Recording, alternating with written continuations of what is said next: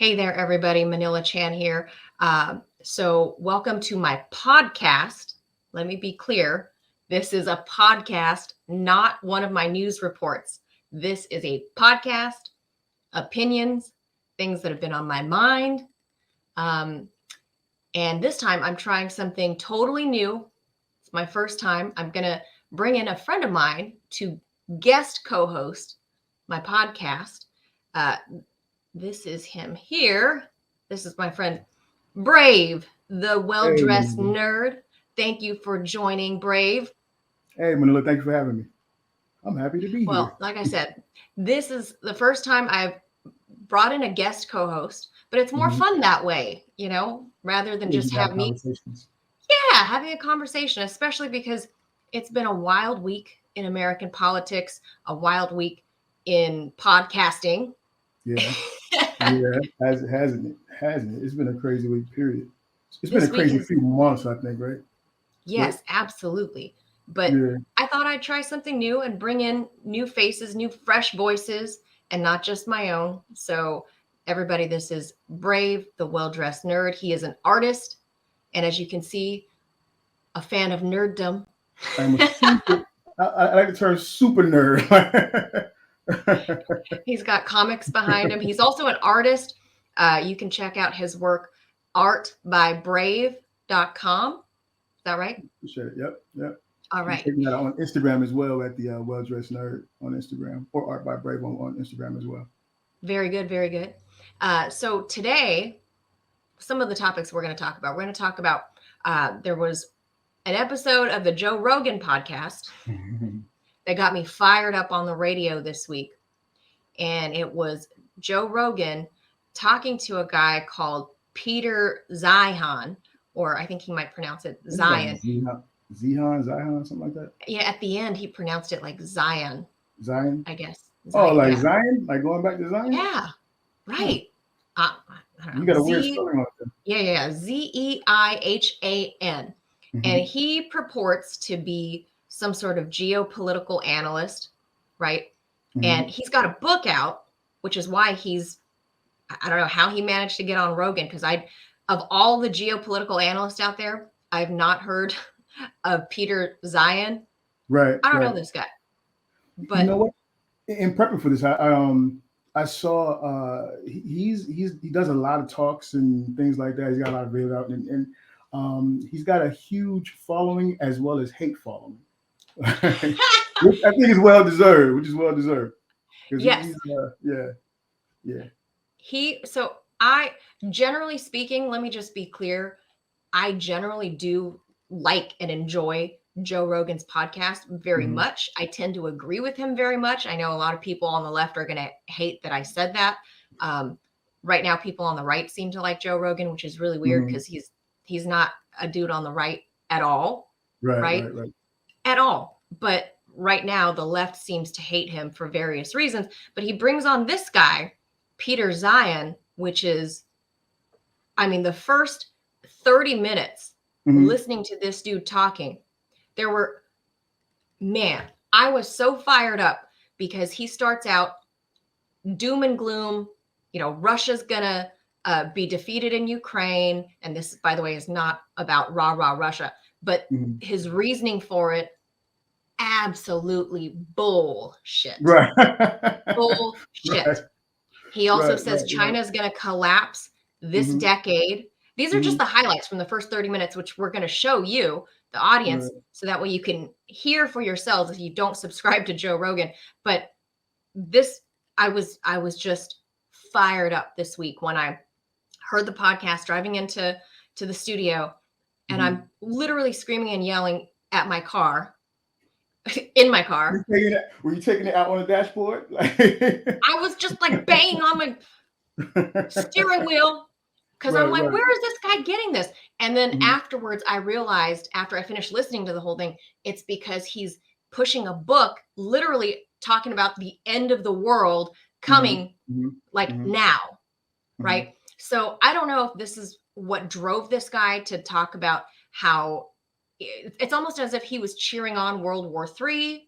And this is, he's super pro NATO, super pro USA is great and noble and wonderful, failing to ever address anything that the US has done globally. And sadly, Joe Rogan knows better. He knows better. He brings on people like Abby Martin, people that I know that have talked to Rogan, and Rogan generally pushes back, and he's generally a pretty well-read guy, and he's pretty well-versed. And this time I could see he was beyond his depth, and he was often like, oh, whoa. Was he beyond his depth though, you think? Do you think he was beyond his depth? Like, genuinely? I don't know. I don't know about this. It seems like, you don't think so? No, I don't. Well, I think that just from the guest list that you rolled out, just in that brief entering into it, right? Of all the people he's had on, he's had Tosi on here recently, and she talked about a lot of this stuff too. So I don't see any reason why he should have been sitting back like, oh wow, I don't know. And that's how he behaved. Yeah. I thought, because when he got to, because later on in the show, when Zeihan got to Zion, whatever, Pete, I'm gonna call him Pete. When Pete got to like, they're talking about like drugs and things of that nature. Well, Joe was all in because Joe was talking about drugs, right? And he's like pushing back, like, yeah, he had a guy checking stuff and everything. So I just, man, I hope that is not the case, because obviously this is all speculation, right? But I wonder, especially on my part, I wonder if this was kind of set up for him to have this guest here and talk about stuff. Sorry, did you hear that? I pushed a button. But you might have a fax in there. No, it's, I don't know. I wondered that too. Same train of thought. That's why you're my friend. I was thinking, usually Rogan is very well versed. And why did he sit there this one episode and do a lot of, whoa, oh man, tell me more. It was almost like he was egging this Peter guy on to tell us more about the destruction of the world, which is right in line with this dude's book, right? I was a little, I don't know. At first I was too angry, just that first half hour, hearing the nonsense this guy was spewing, acting. I mean, if you're a geopolitical analyst, you literally have to examine the facts from all sides, not just the ones that support your, if you walk into, your analysis with a theory that you are trying to prove, then you're not a fair analyst. Right. This guy's not a fair analyst. Right. So I don't do we want to jump right in and put up some Rogan so that people can hear what we're talking about? Sure. Okay, let's do that. And I'll pause every now and again, just like when I was in my car wanting to scream and yell. I'll do that here. Right. Let's add Rogan. Let's add Rogan into this. Hello, Peter. What's going on, man? Nice to meet you. Right back at you. It has been a crazy year. Yeah, it's been a crazy year for everything, right? Yeah, it's one thing when you talk about how the world's going to be coming to an end. It's quite another when it's like here and now. Yeah. Well, you've been working on this type of material, this subject matter for quite a long time. So tell everybody your background. Let's see. My background's in economic development. It's all about figuring out what works where and why if you try the same policies in the next town over, it's usually a disaster. And then I worked actually here in Austin at a company called Stratfor for 12 years, and I was their sole generalist. So it was my idea to kind of plug everything together and figure out what the map of the world looks like, and how if you pull a string on one side of the world, something changes on the other side. I can't hear you. I'm going to go ahead and pause him right there, because right off the bat, he talked about the end of the world being here, right now. That's the theme of the book he's peddling. That's also his shtick. He's been doing that apparently for years now. Like maybe who knows how far back, but everything I see on him is predicting like the end of society, the end of the world, or at least the world as we know it type of. So he's a doom and gloom guy, is what he professes himself to be. And even if you look at the comments on the clips from the JRE, it's a great blend of comments, because obviously he, like you said earlier, some people hate Rogan, some people love him. So you got a whole bunch of people in the comment section. But there were some really some funny comments from people that I guess follow him, and they were commenting on how he's always talking about the world's going to end, and how he proclaimed that this was going to happen like 2 or 3 years ago. And I don't know, the guy, he's full of, I want to say full of crap, you know what I mean? But there are some things that he gets into that kind of pique my interest just a little bit. But yeah, he's full of crap. He's a doom and gloom guy. Yeah. Yeah. Okay. If you were any good at your job as you profess to be, how has this end of the world been part of your shtick for several years? And then on like, top when of is it, the world going to end, right? right, you keep saying it's going to end. Well, when? Well, I guess it's now because he published his book. Okay, let's let him continue with his doom and gloom. Well, your perspective on sort of global interactions with China and Russia and the United States and the energy supply and the food supply, I have not heard before. I haven't heard it as comprehensively as I've seen you put it together. So I'm kind of excited to talk to you about this. So when let's I guess we should start it with Russia. When Russia invaded Ukraine, you were not surprised. Not even a little. No. You expected this. And you felt like this is inevitable and this is just something that was always going to happen and it's not going to just stop at Ukraine. No, not. I'm going to pause it right there again. Before Joe sets up this premise already, right? I mean, right here, Joe is setting up the premise already that Zeihan was expecting Russia to invade Ukraine.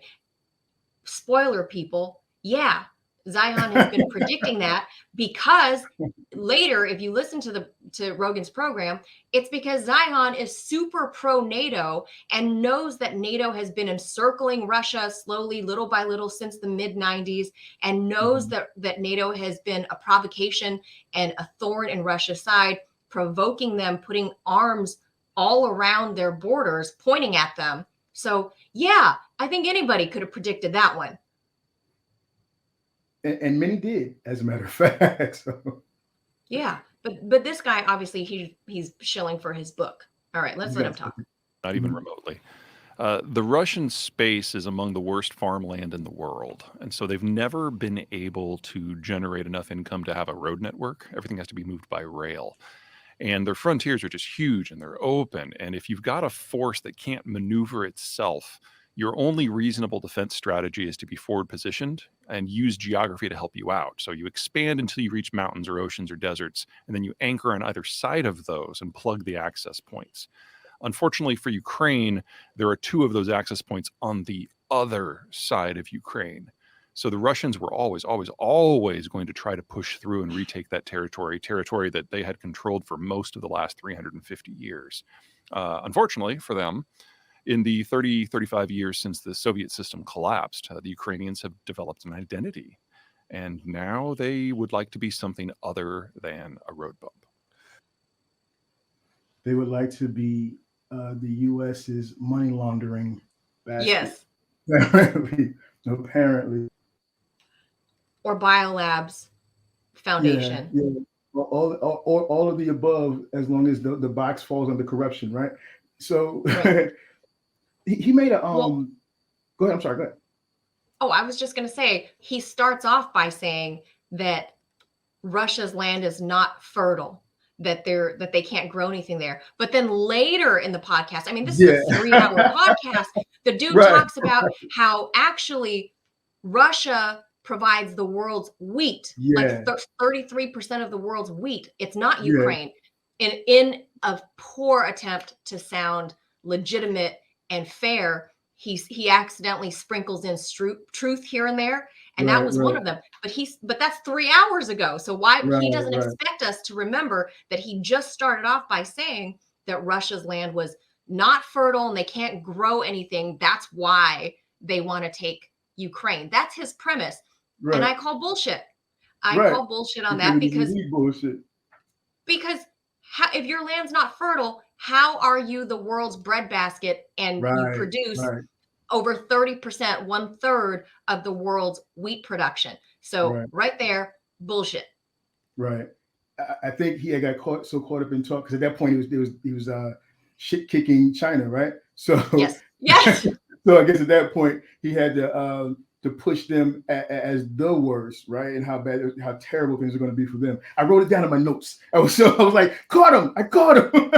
Exactly. No, I'm glad to see that's like it's like professional journalism when you write down, oh, they said this at what time? Oh, they said this at that time. Right. But yeah, let's continue I'm with just this petty. man's I'm not a madness. professional journalist. I'm not a professional journalist. I'm just petty. So I wrote it down. Just going to have a note. You're an artist. India full of shit.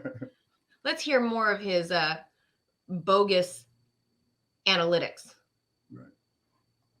So one of the narratives that was going around was that the reason why Russia was pushing into Ukraine is because NATO was moving their arms closer to the border of Russia. There Thank you, is Joe. something to be said for that. You just have to put it into context to really understand it. So the Russian point of view is for us to be secure, we need to expand until we reach a point where invaders cannot overwhelm us. We have to be able to plug those access points.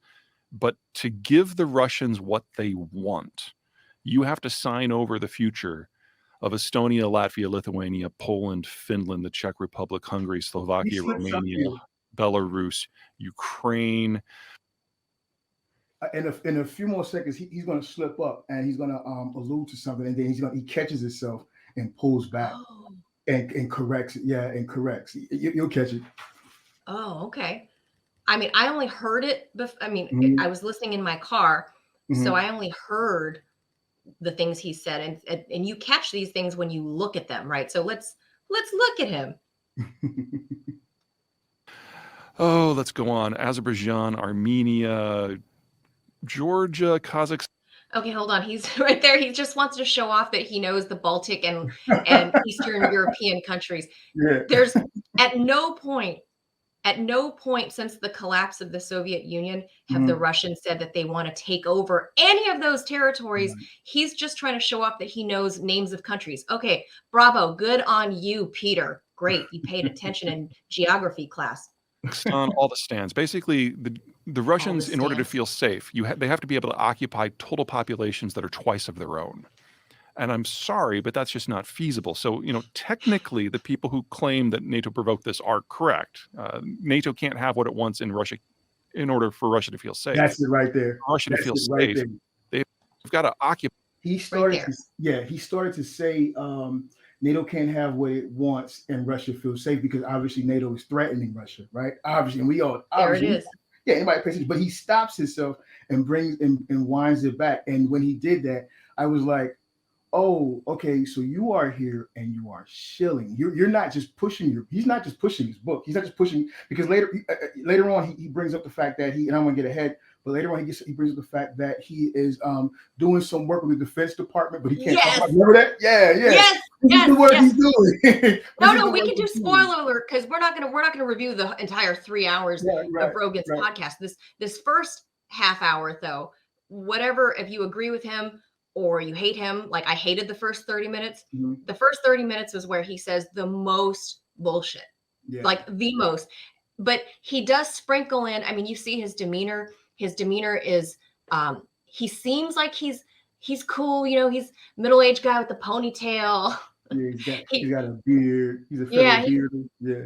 He's beard, got the ponytail going, and he's trying to present himself as like this affable, you'll see from the way he talks that he is trying to present. He even refers to himself as a green later on. He says, I'm a green by nature. I was like, what does that even mean? Is that like the what does he mean by that? Like, because I guess he's talking about like California. Is it like green energy type guy? Like he lives in Colorado, I think. And so they're pretty crunchy like California, right? Like many of them are very earthy and crunchy. Okay. So I would suspect he wants to be that way, but because he has got probably who knows how many contracts he's, George Santos his way into getting. Right. But he does flip-flop here and there where you're like, wait a minute, there's a hole right there. Poke a hole there. Poke a hole there. If you really pay attention. But really, I'm watching this in real time with you because I haven't seen him, like I haven't looked. This is the first time I'm actually. When you put your eyes on him, you can see his beady little eyes, and you see the lizard neocon behind him, and you know he's up. He is absolutely a neocon, and he is absolutely pushing the neocon agenda here.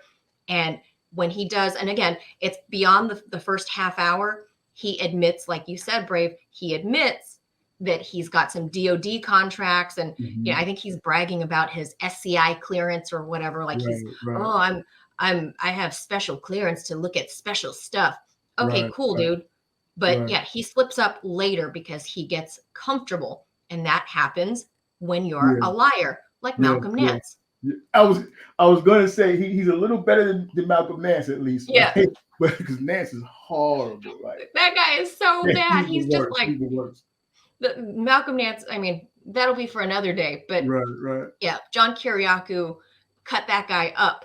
Like Yeah. he shredded him Yeah. You as need, a phony. you need like John Kiriakou in a can of spray. So like whenever you see Malcolm Nance on TV, you can just like spray it. Just Yeah, just spray him away or whatever. Yeah, John Kiriakou spray. Yeah. Yeah. This guy, I would pay money to see him in a debate with, like, I don't know, Scott Ritter or maybe Mark Слобода. Yeah. I would love to see it I would because love this it. guy. The one guest, journalist, war correspondent, you guys have had him on show so many times, and I can't remember his name right now. French guy, French journalist. Oh, Elijah Magnier. Yeah. I would love to see his reaction or response to some of this stuff this guy is saying. He's full of crap. Like This but guy's it's so good bad. because I mean he has information. He's just using it for the evil. Like he's using it for like For the Skeletor. neocon, Yeah. DoD, MIC Mhm. pushing for war because he so badly wants to sell his book and get Mhm. more DoD contracts. I mean, Right. just he was just too much this first half hour. By over 180 million people, and that was never part of the game. So what do you think they anticipated was going to happen when they started the war? Well, I don't think it was just the Russians who anticipated it. Ukraine, the last war in 2014, basically rolled over. They proved to be militarily incompetent. They were corrupt, and they couldn't put up any sort of resistance. Crimea fell in just a matter of a couple of days. Yeah, that's why you guys hosted a color revolution, Maidan 2014. And I think a lot of us who are in the security side of things thought that this was going to be, to a degree, a bit of repeat. Now, excuse me, I was probably one of the more optimistic people for Ukraine because I had seen them develop a culture and seen them arm and train and had seen it be meaningful. But Ukraine is still a flat country, and the Russians are still one of the largest militaries in the world. So even I was saying that within 6 months to a year, this was all going to be over. But the Ukrainians have surprised to the upside, and probably most importantly, the Europeans didn't just roll over and let this happen like they did the last 7 times that the Russians have. Boom, I got to stop right there. He said the Europeans didn't let this happen. They didn't roll over. He said the Europeans. Right. He didn't. This is obviously bringing in the NATO fold before Ukraine officially even announced that they wanted to get into NATO under Zelensky, and prior to the color revolution. I mean, anybody that knows anything knows when you have Lindsey Graham showing up, when you have John McCain showing up, and you have what's her name? Not Wendy Sherman. The F the EU lady.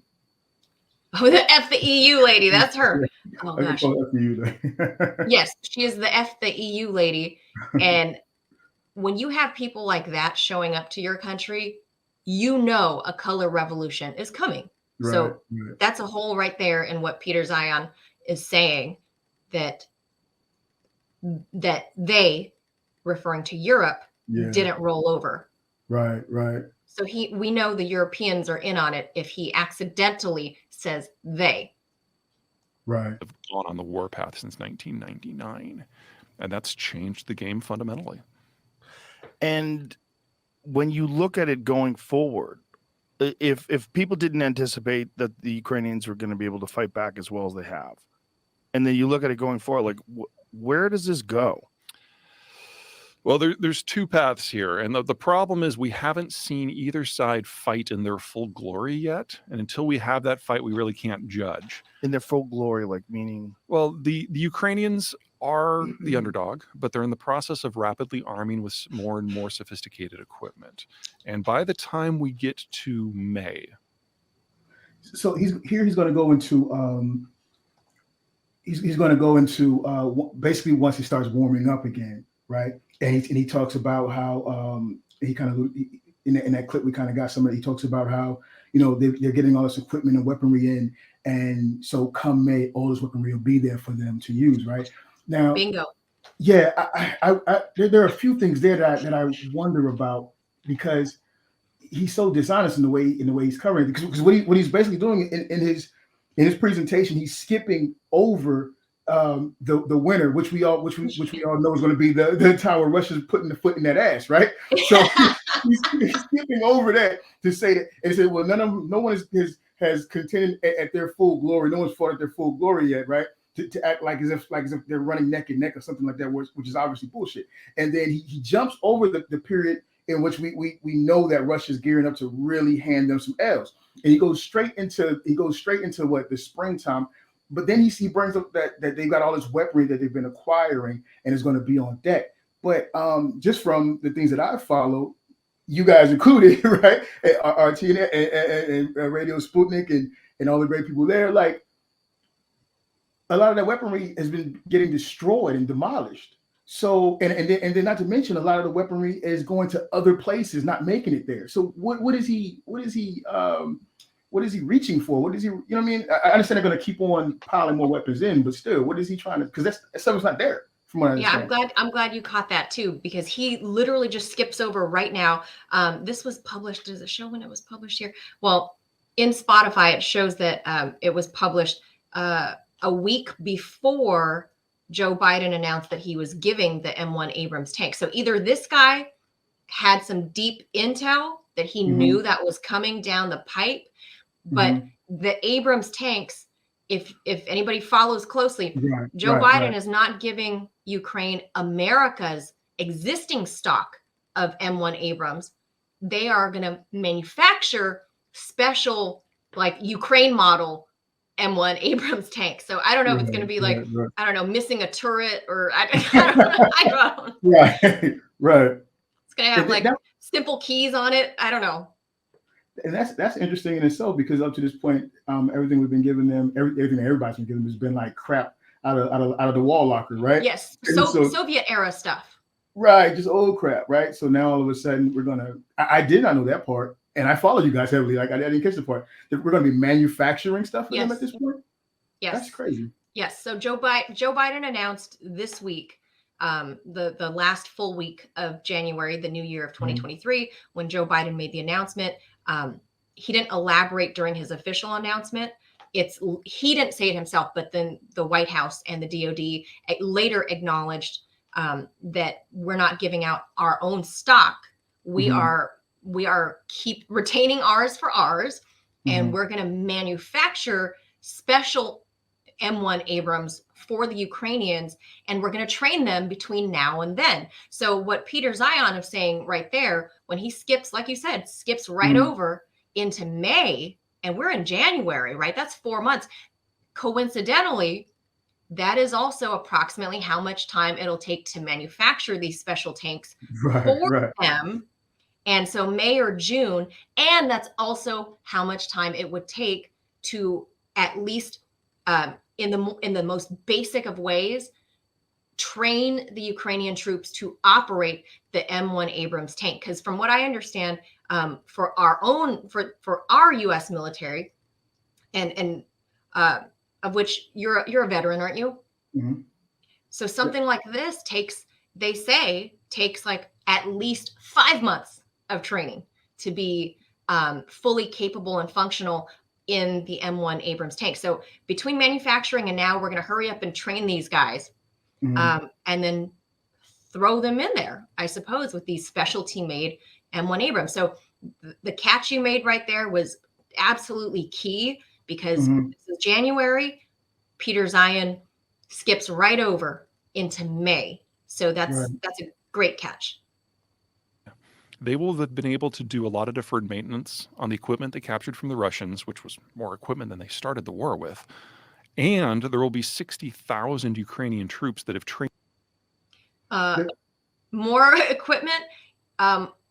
Russia has destroyed about 1,000 Ukrainian Soviet era tanks that they had in stock. So I don't know how he's doing that calculation. And then he just said the 60,000 new trained poor conscripts, like 50-year-old men getting dragged out of their homes with their wives and children screaming, like those guys. Right. And they're not gonna, that time frame is not no time for them to be efficient in operating those tanks. Like that's, you're talking about right now when he's saying like 5 or 6 months, that time frame, that's like if I was looking at like a new recruit, like just a new recruit going in, right? You got your basic training time, which is a couple of months, whatever cases, and then you go into your AIT if you're a tanker, right? And then you have your tanker time. But once you've gone through basic training and going through your AIT, which is where you learn your job at for whatever MOS you have, in this case a tanker. Once you've gone through that, you still go to your unit and you still taught, learned, and trained on that equipment, because when you get to your unit, and you get to your battalion, your company, your sergeant is not going to just let you jump in a tank and just roll out. You know what I'm saying? Yeah, no. So they're not going to be proficient in that equipment. I'm starting to wonder at what point they're going to start admitting that we're going to be over there driving that stuff. I'm just wondering, those guys. We're obviously unscripted, because had I known you were going to say roll out, I would have like cued Ludacris. Right. We didn't have that. But yeah, I mean, you're an ex-military guy. You know, this stuff doesn't happen in the span of 4 months. So I don't know. But the key point is this guy, Peter Zeihan, he says flat out, he skips right over to May, when we know that the Russians have a 1 million man strong military. They train in Siberia, right? I mean, because it's vast, open, frozen tundra land.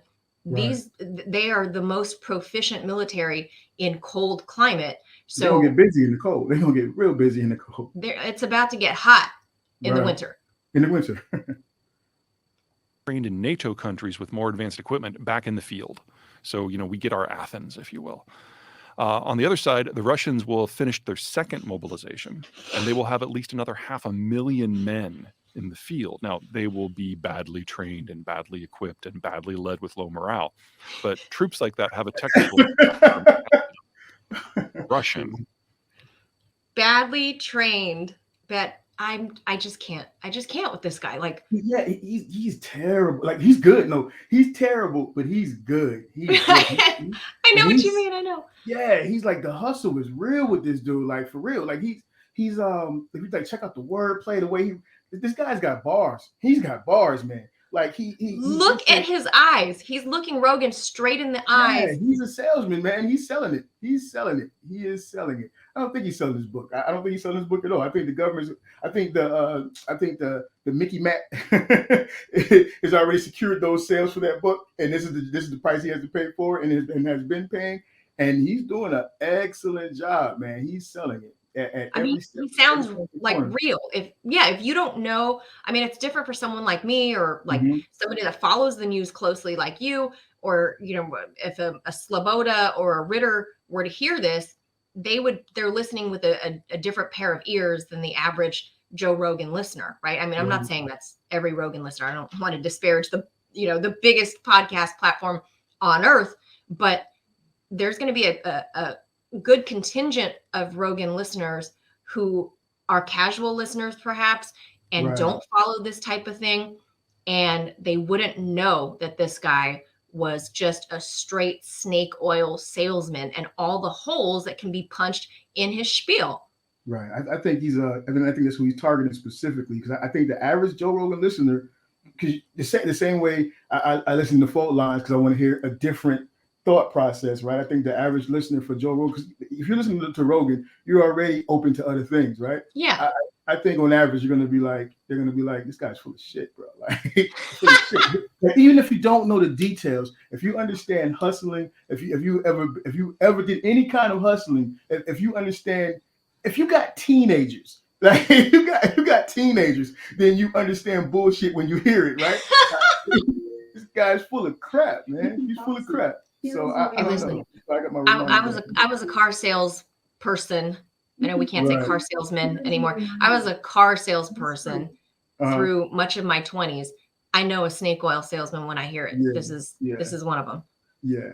There's nothing about this war that is unique in Russian history. The first year is always an absolute shit show. And then the Russians throw bodies at the problem until it goes away. And in half of those wars, the Russians ultimately win. So by the time we... Well, I'll give him that much, that if you look at the Stalin era, which was World War II, that's a sprinkle of truth. During the Soviet era, of course, they threw more and more and more men at the Nazi problem that steamrolled into Eastern Europe. But there was no other way, right? They couldn't. Nobody else was helping the Russians or the Soviets at that time, so it was just them against this obviously evil Hitler and the Nazi military that lied to Stalin, lied to everybody, right? Like they thought they were operating on like a gentleman's agreement, like, hey, you won't invade us, you won't come close to our borders. I'm not going to get involved is basically what Stalin said, right? In the late 1930s, early 1940s, he was basically like, hey, I don't agree with the whole Nazism thing, but listen, you don't come to my borders, I'm going to let you do you and let those other nations figure out their own security. I'm not getting involved. Hitler agreed. Hitler said yes. And then he didn't. And then he started steamrolling across Eastern Europe beyond the borders of which he originally agreed to. So yes, to Peter's point here, yes, he's right in that sense, because millions of people, I mean, just in the battle at Leningrad, that was some 2 million people. He doesn't get credit for that observation, though, in my opinion, because that's what war looked like back then. That was the answer to all war back then. You throw bodies at it. You didn't have technology. You didn't have. That's true.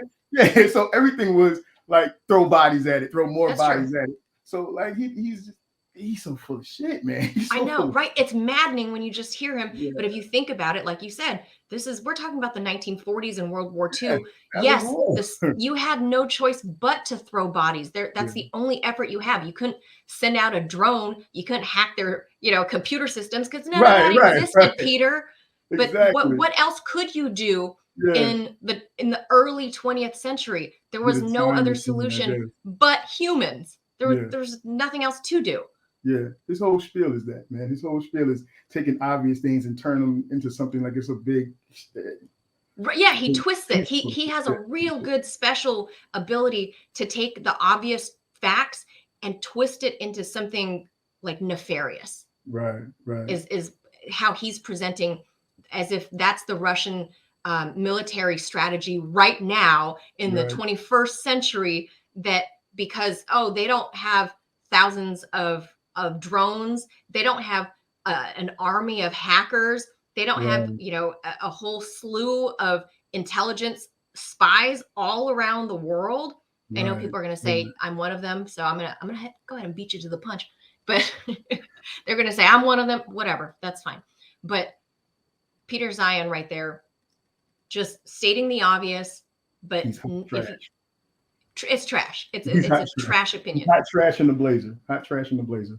It is. We get to May and the mud season is over. We'll have a more advanced Ukrainian force fighting a much larger Russian force, and we will get our first real glimpse at how this is going to go. And we should know which way it's going to break. Now, it'll still take time, because if the Russians are going to win, it's going to take them a year to overwhelm Ukrainian defenses, and then they have to occupy the country, and that's going to kill a couple million people. Or the Russians are going to be able to completely break the logistical supply chains that allow the Russian troops to even exist, and we'll have 500,000 dead Russians, and the Ukrainians will be able to push the Russians out of Crimea in the east. So he had a Freudian slip there, where he says the Russians. He meant to say the Ukraine, but because he's actually projecting everything he's saying, right? Like, it's the other way around. Yeah. So when he's saying what the Russians would actually do to Ukraine, he's trying to flip it around. So he's talking about 500,000 dead Russians. Okay, if there's 500,000 dead Russians, I can only imagine how many millions of Ukrainians will die. I think he just gave the number when he said 500,000 dead Russians. It's like internally he knows it's going to be 500,000 dead Ukrainians, right? But then as it comes out of the funnel, right, 500,000 dead Russians. But he messed up in the beginning because he said Russia's going to hit the Russian supply lines. What he meant to say the Ukrainians are going to hit. You see what I'm saying? I didn't catch that. Is that what he said? Yeah, his whole spiel, his whole thing is, and I've noticed this has been the consistent. That's why I really believe this guy is. I mean, it's not anything special to make the leap that this guy is working for some type of intel for some type of alphabet agency to push the narrative, right? Because there's been a consistent message, and that consistent message seems to be the losses that Ukraine is suffering. We're going to project those as Russia, right? Obviously, yes. And you know what I'm saying. And then the strengths that Russia has, we're going to describe those as Ukrainian. And so it's just like taking the hats and flipping them, and then telling the story in reverse. And he's that's really true. sad. Yeah, I just got to keep on saying that's been the narrative the whole time. Don't forget Ursula von der Leyen, the EU boss. She already accidentally truthed us by saying 100,000 dead Ukrainians at this point. And then she tried to scrub it from the internet. She tried to have her people remove that from the replay, but she forgets that the internet keeps everything forever. It never, ever forgets. So obviously people do have their own recordings of her live speech because it was televised, her live speech saying that at that point, and this was like late November, 100,000 Ukrainians dead. So Peter Zeihan, bro, that's a quarter of the way there. Or no, it's 1/5 of the way there. So I think you have a good point that he might be flipping the numbers. And then we get to talk about the next stage, because this is just the opening phase of what is going to be a multi-year and perhaps even multi-decade conflict. Jesus. Well, Mark 𝘍𝘓𝗏, what happened there? Got commercials. Oh, that's a weird thing about when I was listening on Spotify, it pops out to different things, and then of course it gets the commercials in too. Oh, look, it says the Joe Rogan Experience underneath. Yeah, this may be a commercial or something, I guess. I'm not sure. Oh, well, Mark 𝘍𝘓𝗏 did say, was it Mark or Scott Ritter who said it was going to be a drawn out conflict? No, I think Ritter said it's going to end soon. Yeah, it was Ritter. It was Ritter. Yeah. No, Ritter was saying they was going to take. Oh no, you're right. I think it was 𝘍𝘓𝗏 was saying it's going to take some years. Yeah, I think 𝘍𝘍𝗏 said it was going to be a protracted war, and Ritter says no, the Russians are going to go in with the hammer this winter right now. I just don't see how it doesn't. I don't see how it turns into anything other than Afghanistan in reverse almost, because again, if the U.S. is hell bent, if we are hell bent on seeing them fail, and we're gearing. Because remember earlier on, they were talking about having like what would be our equivalent of insurgencies, right? For like urban warfare and all kinds of like terroristic acts and all this kind of stuff to keep on hitting, because they were. I think the U.S. was looking at Russia taking over much sooner. And a lot of this I've gotten from you guys, right? Listen to you guys. But the end point is that if Russia does succeed, and the U.S. is hell bent on stopping them, but don't want to get directly involved or admit to that, then it seems like they would have to engage in constant terroristic acts, insurgencies, and things of that nature. Yeah. Right? So I don't see how it ends anytime soon. Like, how is it possible? I mean, the hard war maybe, but I don't see how this ends at any time in the next couple of years, few years. How well, yeah, I think you're right in the sense that I think the Ukrainians themselves will not have the capacity to go on their own. We don't have it now. I don't think it's there now. Yeah. But I think with hearing Annalena Baerbock, the foreign minister of Germany, who's only 42 years old, like what? And I don't even know if she has like any sort of military background or whatever, but she's certainly war hawking over there, considering she's in the Green Party. Right, they're plugged into the right places. But she's saying this is our war. Right. We as Europeans are fighting. We are at war with Russia. She said that openly, publicly. Right. So if this is a protracted war and it goes, beyond 18 months, it will have to be because the German army is back in there, and that's going to be wildly unpopular for Olaf Scholz. He's been a feckless leader. He's not going to put his foot down. I personally think he is scared of Annalena Baerbock. And I mean, she's like Cruella de Vil over there, raging wild, anti-Russian, whatever. And Olaf Scholz is kind of this like goofy, mild-mannered. He's a numbers guy, right? Like he was there. He was basically their Janet Yellen under Angela Merkel. So when you're kind of a numbers person like that, you have a certain personality type, right? You're not gonna be an alpha male. He's certainly not an alpha male. And Annalena Baerbock is very much, I think an alpha female is more dangerous than an alpha male.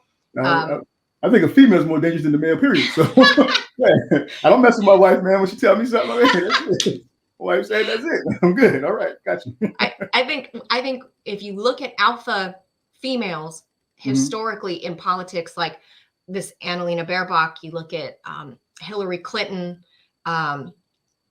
people like that, a Madeleine Albright, you know, they all seem to be warmongers, right? That's not a coincidence. No. Olaf Scholz hesitated for a long time to speak up and say anything about Ukraine. It was Annalena Baerbock who started opening her big mouth. And this week she done put her foot in her mouth and said, we are at war with Russia. So she has de facto declared war on Russia, that the EU is at war, which is terrifying to me because this is how World War III gets started, because idiots like Annalena Baerbock want to prove, I don't know, she's trying to position herself maybe to replace Olaf Scholz to become prime minister. I don't know. There's always something up their sleeves, right? When they're politicians. So you can't really, you and I don't take them seriously, but their words do have consequences. And Annalena Baerbock is the one, if the protracted war happens, as Mark 𝘨𝑚 suggests, it's because Annalena Baerbock has pushed her country, Germany, into a war with Russia. Right. And just watch Joe Rogan here. A lot of, what? I've never seen him. I mean, I've never seen him so hesitant to dive. I mean, there's a few places where he does dig, but I've never seen him so hesitant to call someone on their BS or at least entrap them. Like what he did with Candace Owens. Like, you know what I'm saying? Like he always judos everybody, but in this case, and that's why I feel like maybe there was a little bit of urging. Maybe there was a little deal cut. I don't know. Right. I wonder if we're not going to cancel you now. Back then, right? But later on, we're going to ask you for a favor, and that favor is now. I think you know what I'm saying. I think you might be onto something. I think you might be onto something, because this was very out of character for Joe Rogan. Yeah, you've had too many people on. You had too many people. Just watch. Yeah. Watch. This is him going, oh, what? Whoa. Whoa. What? Yeah. Welcome to Russia. So how do you think it goes? Like when May rolls around? Yeah, ask me again in May. Right now, the balance of forces clearly are edging more and more towards the Ukrainians. They've proven to be more adaptable. When the Russians made it clear that they were going to do a second mobilization, that seemed to have broken the logjam in a lot of countries, most notably Germany. And we now have armored vehicles up to and including some light battle tanks, which I know all the tankies out there are going to hate that term. But anyway, armored vehicles that have some serious firepower are going to be coming now. The Bradleys from the United States specifically. And that is it's a tool that the Ukrainians have not had. The Bradleys are not a battle tank. It's a transport vehicle. And it's not, and it doesn't even matter. It's not even really going to matter. They're not giving a whole battalion of them, are they? I've not heard anything like that. No. The U.S. is sending 31 Abrams, which is an actual tank that gets like 6 miles to the gallon of jet fuel. And the Germans, and I think some of the Polish are sending a couple Leopards. So yeah, good luck. The Leopards are much smaller than the American Abrams, but let's see what else he says. Right. So every time the Ukrainians have achieved a tactical breakthrough, they can only push as far as their infantry can run. Now their infantry is going to be mobile. And in a war of movement to this point, the Russians have proven that they're absolutely incompetent. And why is that? Part of it's graft. The guy who is the defense minister, Shoigu, is There you go. arguably one of the least competent people on the planet. But he's a friend of Putin, and so he's been able to milk the Defense Department for everything. Best guess is that he has taken a third of the budget himself for procurement, and his flunkies have taken another third. So very little gets to the military itself. So it's corruption. Huge corruption. So you get into, so first Corruption. of all, 𝘍𝘁 has been like making the rounds talking about Shoigu, right? I don't particularly know much other than what I've heard here and there, right? But the thing that I want to point out is that he here he talks about this particular Russian leader who and corruption and how the funds they're skimming off the top. We just saw Ukrainians people step down, right? Ukrainian officials get stepped down. Oh, I think I might have lost you. No, you haven't lost me. I was just trying to give a different view for anyone that's actually watching the stream versus just listening. But no, you're absolutely right. It was like I was like when I was listening in the car driving to work, going, corruption? You want to talk about corruption, bro? You know you're trying to rep Ukraine right now, right? Like you're talking about corruption. Every U.S. media outlet prior to 2022 has published an article. We're talking New York Times, Wall Street Journal, Washington Post, Time Magazine. Everybody and their mama has published an article about the absolute corruption happening in Ukraine. And this dude just staring Rogan right in the face, just right in the face, talking about the corruption in Russia. Really? What about the corruption in the U.S.? Yeah, corruption. It's universal. Corruption is everywhere. Come on. But it has been, this is not even up for debate. Experts have already done whatever metrics they use, but international experts have, prior to 2022, have all agreed that Ukraine was the most corrupt country, not only in Europe, in the world. Yeah. In the world. And this dude is over here talking about Shoigu being corrupt and skimming off the top. I don't see any Russian leaders stepping down for corruption like we just saw a whole slew of them this week. That's my point. He's literally reversing the hats, like literally in front of our eyes. He's reversing the hats. Ukraine did it. We're gonna say Russia did it, right? Right. You know what I mean? Every single step of the way. He's good. He's good. And again, I say this not because I don't think either of us are like, yay, we love Russia. I think it's just calling a spade, a bullshitter, a bullshitter. This dude's a snake oil salesman, and what he's telling people on the biggest platform on earth, right? 20 million plus listeners, he's lying to them. And Joe Rogan, God, it pains me to think that he was so unprepared, or either that, or I don't know, or he was bought for this section. They paid him an extra, like, here's a bonus. I don't know. I think they cut that deal back in the day, and now it's the check come due. The check. There's a saying amongst the yardies, right? The gunman gonna come. You know what I'm saying? The check come due, and he's paying it right now. I really think, and I mean, I still like Rogan, but I really think so, because you've never watched Rogan, and even when he doesn't know, he still knows enough to ask certain questions, because you hear bullshit, right? So no, I'm sorry, I don't buy this part. There was zero skepticism, no counter questions coming from Rogan, which was so out of his character, which was just bizarre to me. Yeah.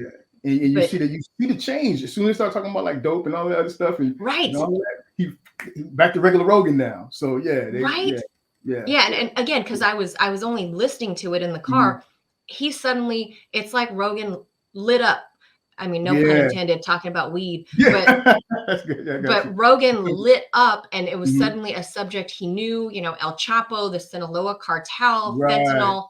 He suddenly started pushing back. Yeah, he was rolling. Yeah, he was Rogan on this. But Yeah. right now, I was just absolutely in shock and very disappointed at what came out from Rogan, which was all, oh, what? He's got too many people that he's had on to for. He has Jocko on. What's his name? Jocko, the former SEAL guy. Yeah, again, he had Tulsi on there. Adam Curry, who's one of my favorites for the No Agenda podcast, alone, because he listens to No Agenda. So if you listen to No Agenda, none of this stuff would you fall for. So I don't believe that he didn't have any insight on this. I'm sorry. Really? So you think he's playing along? I think he ain't got no choice. I really think. I mean, again, this is all speculation, but I think that the check came due, and he's got. I mean, and as long as he's not like actively taking part, then I guess you could say, well, I didn't really sell out because I didn't sit there and say, yeah, Ukraine good, Russia bad. He's just sitting back and acting like he doesn't know. And at that level, you want to keep your millions, I guess. Or better, you don't want to get canceled. Who knows? I think you might be onto something. It's all speculation, though. It's all speculation. Yeah. Training, or if there is training, it's basically a parade. And when you're using a force that can only supply by rail, you're completely dependent upon trucks for local distribution. And that's why the Ukrainians went after the trucks with the all the javelins that they got early in the war. They didn't really go after tanks. They went after the trucks. And they've destroyed roughly 2,000, maybe 2,500 of them. And that has reduced the Russian military to going back to Russia, confiscating city buses and literally Scooby-Doo vans and bringing them back to the front. And think of a Scooby-Doo van. Now fill it full of artillery shells. Every time you hit them, and that is their primary ammo supply system now, because the rail system into Crimea got blown up, the Kerch Bridge, and what's going into the east is all under artillery range. So they have to use truck, and they're just not very good at it. I wanted to ask you a question about big fear the Russians. I wanted to ask you because I remember, I can't remember if it was Ritter or sʍøu that was on. You guys were talking to him, and he was talking about Russia pounding their rail line so Ukraine couldn't get the equipment in, like cutting off those lines. Am I correct with that? Am I remembering that correctly? Yes, you're absolutely right. It was the other way around. Like you said, this is total projection. He's like taking the script and just flipping the characters. And I mean, sʍøu's in Russia, right? And he literally does what do they call it? The wargaming as a profession. Like, I don't know about Peter Zeihan, but the first thing when the Russians went in, they went after military targets. They bombed out the rail system because they knew that, the Ukrainians were transporting their armaments through rail. So they cut off rail and they cut off military bases. They did not cut off power. They did not cut off water, which is very different than the MO plug from my show. They did not bomb civilian areas except for when, and this is the key part, except for when the Ukrainian military was hiding or smuggling arms into civilian populations. That was the only time, a couple of instances where civilian areas were actually targeted, but that's because the Russian intelligence showed that the Ukrainian military was storing or hiding tanks or, armored vehicles or whatever, hiding them in and around civilian apartment buildings in the city. But for the most part, when the Russians first went in, they hardly had any deployments. I mean, less than 100,000 soldiers is what I'm told. And they went in with precision strikes on bases, and they didn't even cut off the comms, right? They didn't cut off communication, which is crazy. They didn't blow out the internet. They didn't blow out the water system. They didn't blow out the electricity. Americans, like our military, when we go in somewhere, we carpet bomb the whole damn thing. Yeah. Everything. I could tell you when I went to Kosovo, when I was in Kosovo, and at that time I didn't know about the geopolitical angles of it, right? Because I was a kid. And I was in Kosovo, when I'm looking around, I'm like, damn, somebody fucked y'all up, right? It was us. We did. There were Yeah, there were half of houses. People were living in half a house, like the half of the house is just gone, right? And people were living. So like the things you see like on like, well, people don't see it on the news here, but if you watch like RT or something like that, and you see, or you got Telegram feeds, people can see some of the demolition over there, right? Or Ukraine looked. I'm sorry, not Ukraine. Kosovo looked like that, and I just remember looking around. Like I didn't even find out that it was us that did that until well into my deployment to Kosovo, and then after the fact. Yeah, then it made me look at everything differently, right? Like, damn, we did this, and it was horrible. It was horrible. So I that's why I always that's why I think when people are talking about this Russia situation and they they attribute Russia's early actions in the invasion as incompetence. Right. It's like an old saying, taking my kindness for weakness. It's really, it says a lot about obviously our media, but the idea that people accept that, people take that in, and they're like, oh yeah, they got a terrible military because they should just carpet bomb everything like we do. Like, you know what I'm saying? And then even that statement, what is a person saying? Like, there's so much there, man, and I don't think the average person even considers what they're saying. Like in these chats, I don't mean to go off on a tangent, but in these chats and these tweets and these different communications that people have when they're throwing their support behind these horrible actions, I don't think they're considering what they are saying or supporting. It's crazy. The idea of how Russia went in, and again, it's not my place to choose the hero or the villain because it's not that simple. But the idea of how they went in and the actions they took on the battlefield versus what we've done and what we support, I think that gives you a pretty good idea of who the villain and horrible Nazis are in this case, just to be real. Yeah. And does Peter, I forget, I think he mentions the Azov battalion, but briefly, very briefly. Yeah. As a matter of fact, he cuts in real quick, but he makes it, he discredits it because he says, oh yeah, first they were talking about something to the effect of first they were talking about Nazis, and then the narrative changed to was it to gay the gay demons. Oh wait, don't spoil that one. Don't spoil that one. That one was one of my favorites. That was one of my favorite parts. We're not going to spoil the gay demons. Gay demons, people. I mean, Brave and I are not making this up. We're going to show you. The dude, afraid of gay demons. Yes, the dude says Russia and Putin is afraid of gay demons. Russia starts really getting desperate, then they use nukes. Sure, and it would have to be very desperate. I've not been as concerned about the nuclear question as some folks, because there's really only... I'll finish that sentence for him, because there's really only one country that's ever used nukes, and that's America. Oh wait, he doesn't say that. No, Four scenarios. Scenario one is the Russians consider throwing one against the United States. But we've made it very clear from our intercepts and our sharing of information with the media that we know exactly where Putin is at any time. We're listening to his phone calls. We're reading his emails. And so he now knows very clearly that if he throws a nuke at the United States, we're going to throw one not at Russia, we're going to throw one at him. And there's no version of this where he survives. So he has tamped down the rhetoric quite a bit since last March. Option number two, nuking Ukraine. That doesn't make sense. They want to occupy Ukraine. You don't want to have your troops in a place that's a radioactive wasteland. They didn't want to occupy Ukraine. They said from the get-go, they'll let you be if you promise not to pose a threat to them. That's all. They didn't want Ukraine because, first of all, if you're Russia, or okay, if you're a person, right, like just regular people like you and I, if you have the opportunity, you already own a house and the infrastructure is there. It's already, you have a nice house already, right? You're among the top 10 economies, top 15 economies in the world.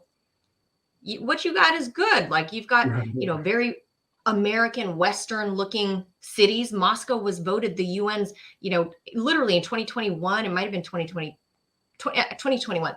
It was voted the UN's, most beautiful and livable city was Moscow. Not according to Zeihan. Well, not this guy, but listen, if you have that as your home, right? Like you have this beautiful place called Moscow. You have beautiful St. Petersburg, right?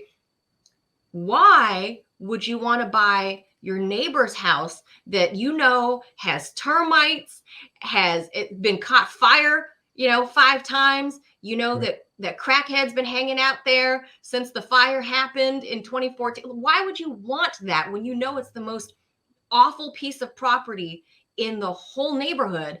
If you want to go occupy someplace, wouldn't you want to go occupy a place that could really bring something to the table outside of, okay, this is my neighbor, so I'm just going to buy it and knock it down and just put a fence around it? That's not what they asked for. They only asked that the neighbors put away the guns. Don't bring in guns from the house down the street. That's what they're asking. Right. But Peter doesn't say that.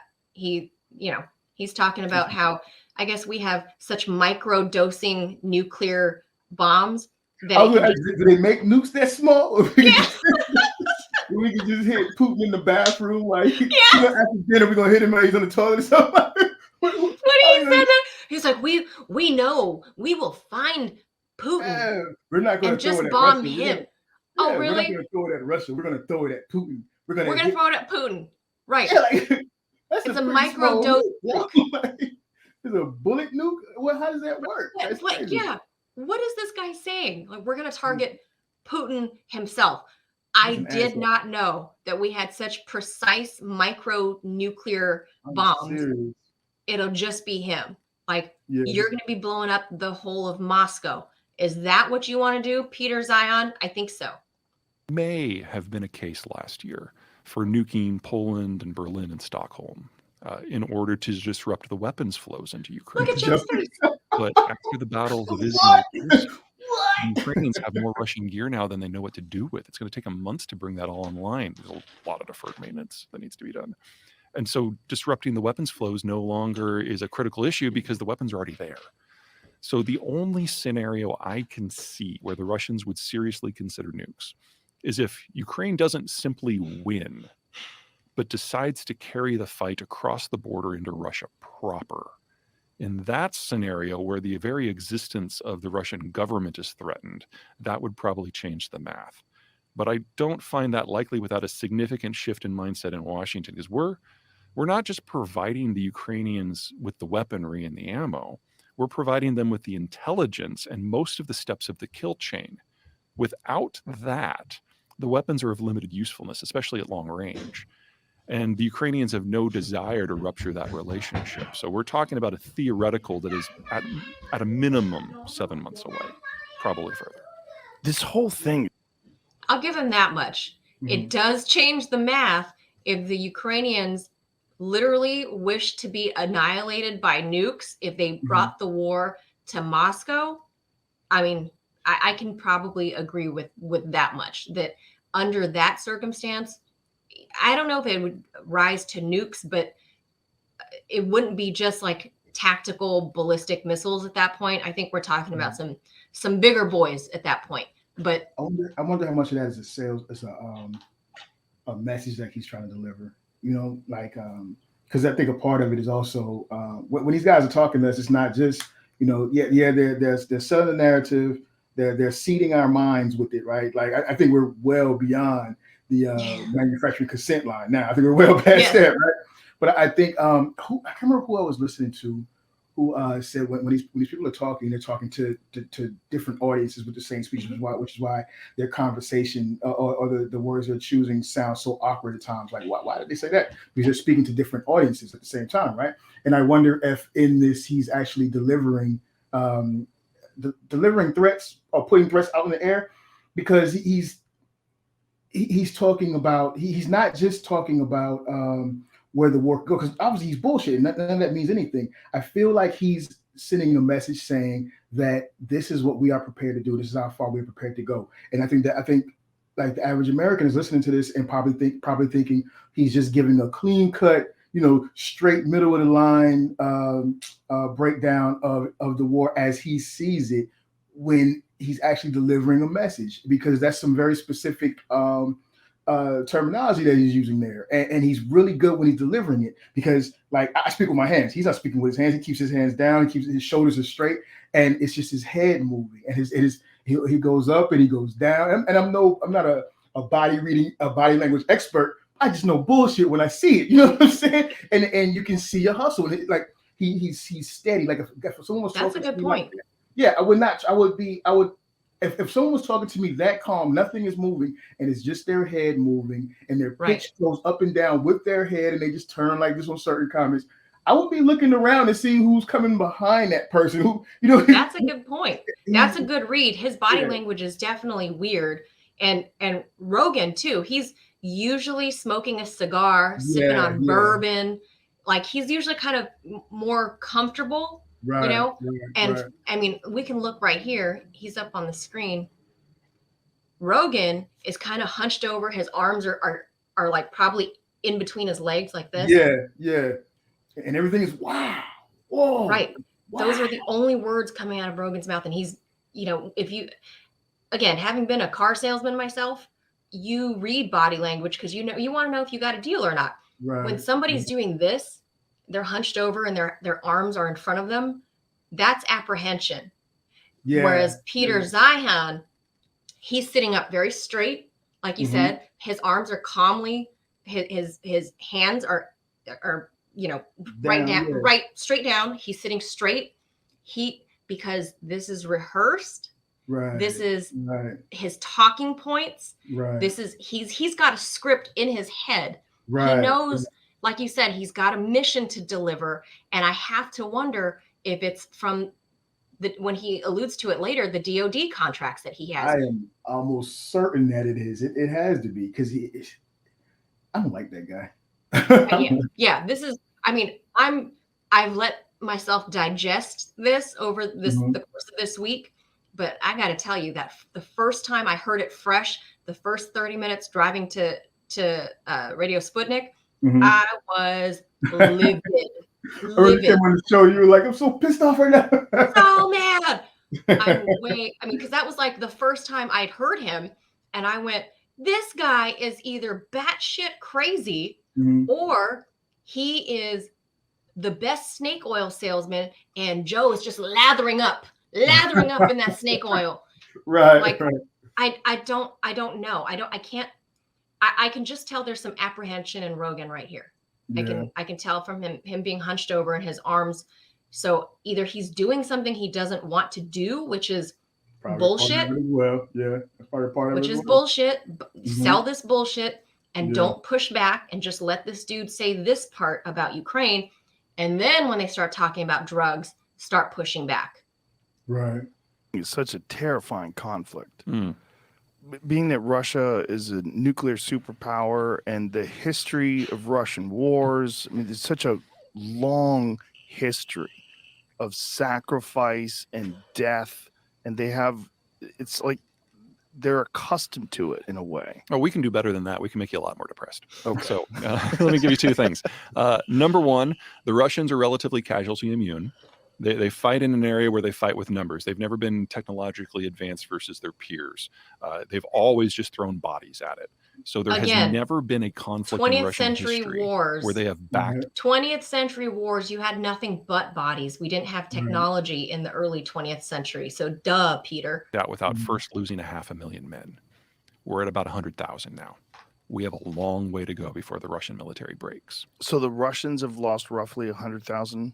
That's the best guess. How many Ukrainians have been lost? Probably about a third of that. But that is a third in terms of military forces. In terms of civilian.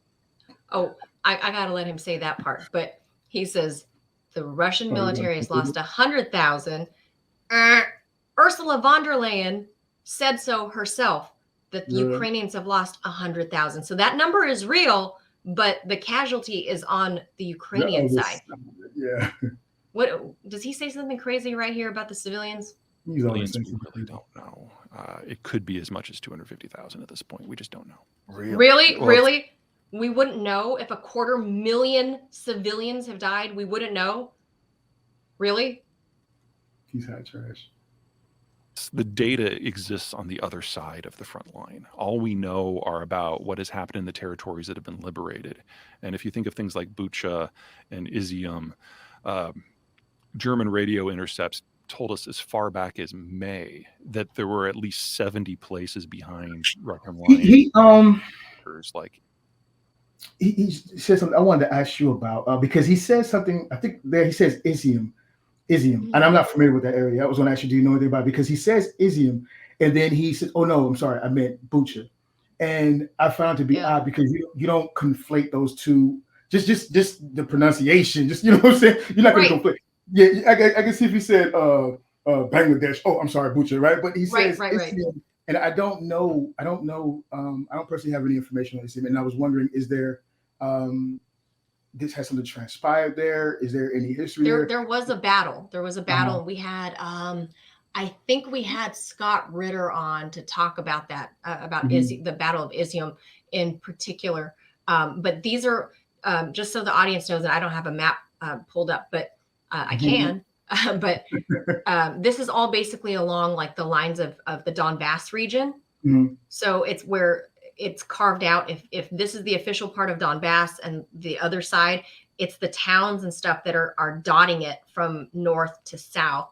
And 𝘰𝘰𝘪 is one of those small towns, but it's near 𝘬𝘱.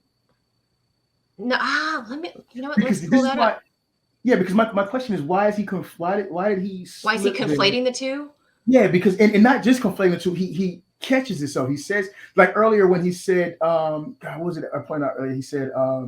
He said one thing, then he stopped and brought himself back, right? And again, he does it with 𝘰𝘰𝘪, because it's not just like if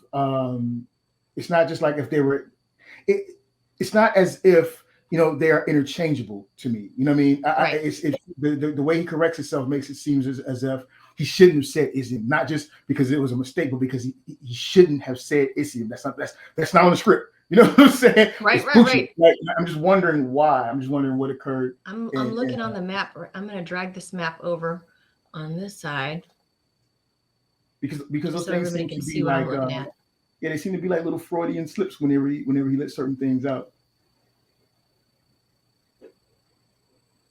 And we look here. There's Kherson. From what I understood, 𝘰𝘰𝘪 is such a small territory that most maps don't even show it. I wonder what the relevance is that would be front. And again, even in that, I did that in such a small area. Why is that front of mind for him that he makes a mistake and says that and then has to correct it? I mean, it could be something simple, it could be nothing, but I just think that's interesting. I don't see why he would make that mistake. I can see they were like next to each other, or there were two battles that fought on the same day, but it just seemed like a weird mistake to make for someone who knows so much and can foretell right now countries. Bakhmut and Soledar, like Soledar is like around like down here somewhere, and Bakhmut's here. Lysychansk is up here. So it's 𝘰𝘰𝘪 it's got to be in this general region.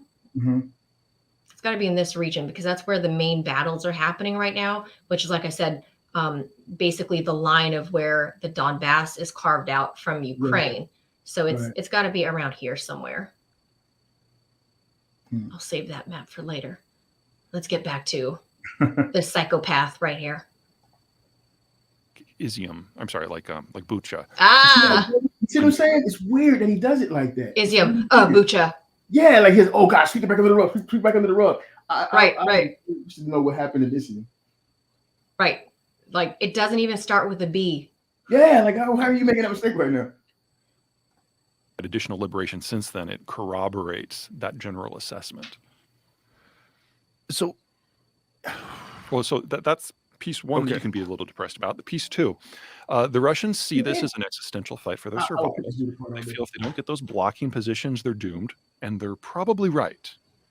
But we now know that the Russians are fighting so badly. They're doing much worse than the Iraqis did in 1992. Really? Really? Oh, yeah.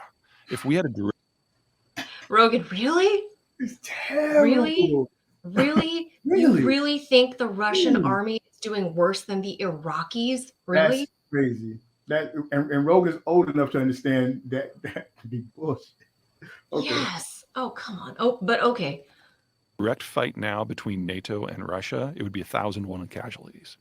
And I don't know anyone at the Defense Department who's happy about that. Because if the Russians see this as an existential conflict, and they know they can't hold a match to NATO, then nukes are their only option. So the primary reason why everyone in the West has gotten shoulder to shoulder on this is they know that if Ukraine falls and Poland's next, there will be a direct fight, the Russians will lose, and then there will be a general nuclear exchange. So there's plenty of really solid reasons to root for the Ukrainians on this one. Jesus Christ. Now, when this whole thing broke out, what do you think the Russians expected Ukraine to just give up? Absolutely. That's what happened in 2014 for the most part. And what are the possible scenarios for Russia? I mean, if it seems like they're completely committed to this. They are. And if they don't win it. Now, what happened in 2014, he fails to define that he's referring to Crimea, but the big thing that happened in 2014 after Crimea was Maidan, was when the color revolution started. Right. The Russian position is that our demographic structure is in such diseased and aged and terminal decline that the Russian state will be turning the lights off sometimes between 2050 and 2070 anyway. Oh, this guy here. These big melon scoops out of their birth rate throughout the history. World War I, World War II, the collectivizations under Stalin, Brezhnev's mismanagement, Khrushchev's mismanagement, the post-Cold War collapse. And a lot of these stack on top of each other. And the biggest one stacked on top of the post-Cold War collapse. So there are more Russians in their 50s than their 40s and their 30s and their 20s and teens. And then they lie about the data of the teenagers on down. Which means that there aren't enough Russians that have been born in the last 30 years to carry the ethnicity forward much farther. And so they're thinking if they can forward position their military and plug those gaps now with their last generation, I'm good. then they can kind of die on their own terms 50 years from now. Have they really thought about Die on their own terms? That's the one for me. That's the one for me. By just not making babies? When I was listening to it, I was like, so wait a minute. There's no kids in Russia. There's no young people in Russia. It's just all old people. And No. It's just old babushkas walking around downtown Moscow. There's no young people. No. This guy is ridiculous. This guy's just about extra. this in that term? Like, yeah, this one way or another, this is the end of Russia. The question is whether it dies in the long term on their terms or in the shorter term when they're completely unmoored. Because if they fail to secure those borders, then they've got a 2,000-mile open border with countries they consider to be hostile. And they have no way of moving troops around in a way that would allow them to defend it. They'd just be waiting for somebody to come over and knock them over. And you believe that they're aware of this, that they can't survive past 2050, 2070, right, whatever it is? I think that's what's been driving them, because 2022 was the last. When Rogan asked that question, I was listening the first time, I was like, Rogan will ask a question. And he's basically saying, you're full of shit. You know what I'm saying? And I felt like in that moment, I wonder if he was doing that in that moment. But since he didn't push harder past, I said, okay, nah. But I feel like he was like, still like, dude, you really believe this dumb shit. Like, you know what I'm saying? Like, he's just, right. I think that part was him being polite. Yeah, I think you're right. Yeah. I could see it in him. He's being polite and being like. Ridiculous. Of all the things that we've heard thus far, Russians will die out by 2050. It's ridiculous. It's ridiculous. I think this dude is like, you know what? I'm gonna pop a wheelie. I'm in the lead. I'm gonna pop a wheelie. I feel like this guy is like, I'm in the lead. I'm gonna pop a wheelie. I'm gonna kick it up another notch. They're gonna die at 50. Like, you know what I'm saying? He's crazy. Just I can't. Like he just thinks that they're not no one's making babies in Russia right now, and the population will just die out on its own in 2050. Like they're all on their meds. They're all on their old.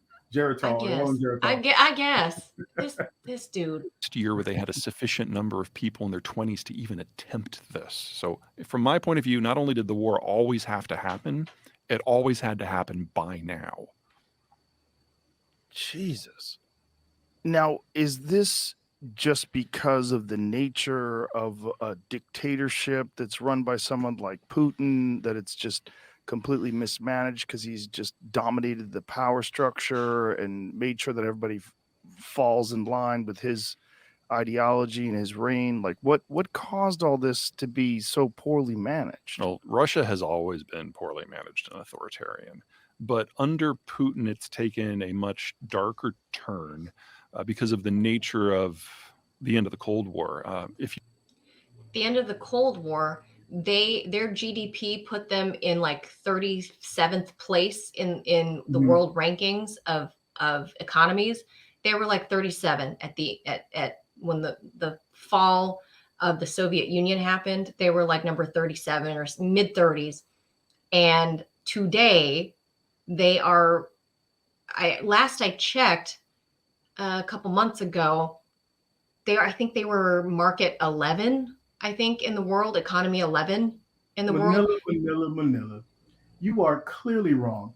Peter just said, he just said, they're all on 𝘧𝘪𝘳 and dying soon, and they can't grow grass. So clearly, that's right. Like, what are you talking about, Manila? What are you talking about? Sounds like you're using like information and words and facts. Right.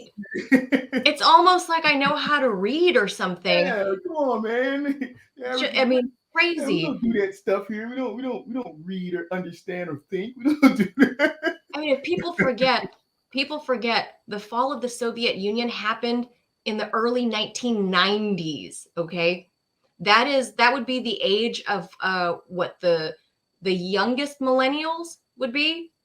Yeah, that's how old Russia, the Federation, is, right? It's only as old as the youngest millennial, if not maybe it's considered the Zoomer generation. Mm-hmm. But that's literally how old the Russian Federation is.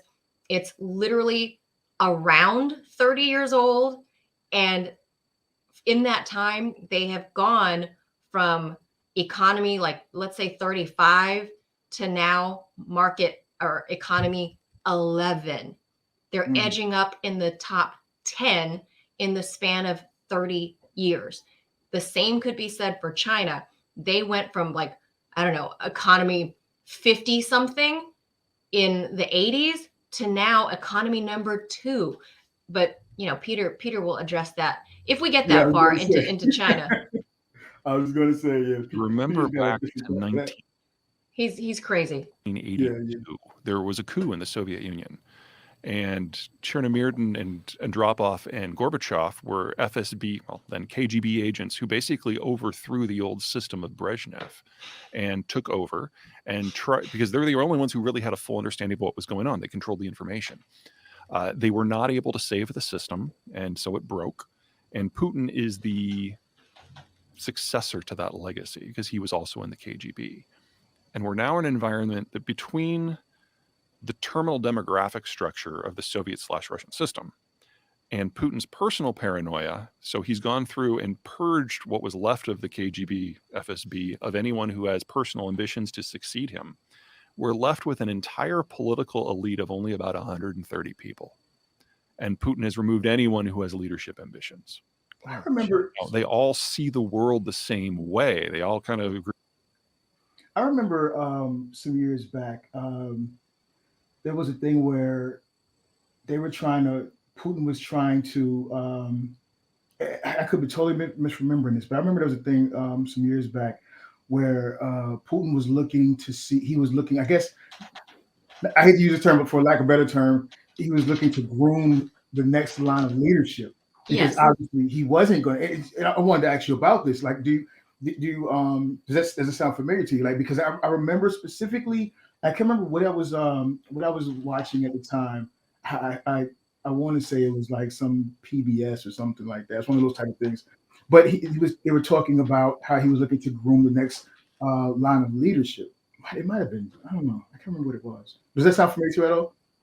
Yeah, I don't actually know anything about that. But I feel like that would make sense because obviously he's almost 70, right? Mm-hmm. And I think I think he operates in a world of reality, right? Right. Like cold hard facts.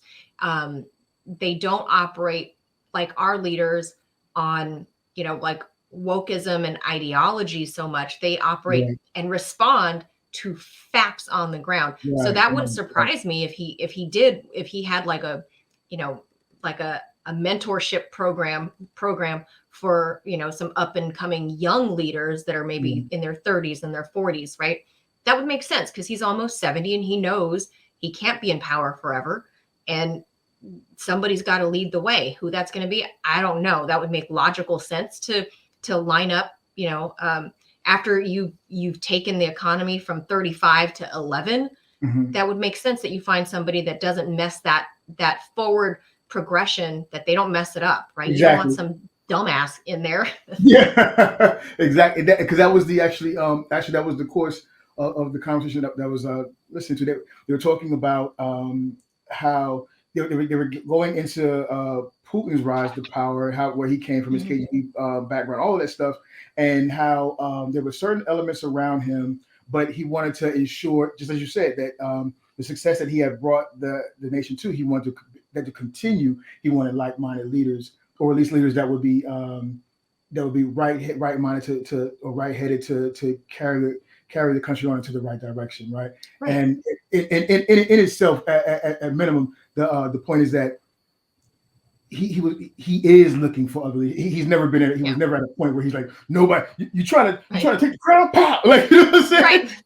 Like maybe not the wrong person, obviously, but this guy's. Well, I'll tell you, I'm surprised this guy did not bring up Alexei Navalny. Yeah. Because like the reason I don't know about, Russia's, like, let's call it a leadership program, is because I'm not, as much as people might want to think that, I'm not a Russophile. I'm not obsessed with the culture. I operate in Russian elections, right? No, I don't operate, in that sphere. Like, it's not my hobby thing. Like, I know what I know about Russia and Russian people, having worked with them for like a decade, and just observing what's happening on the ground.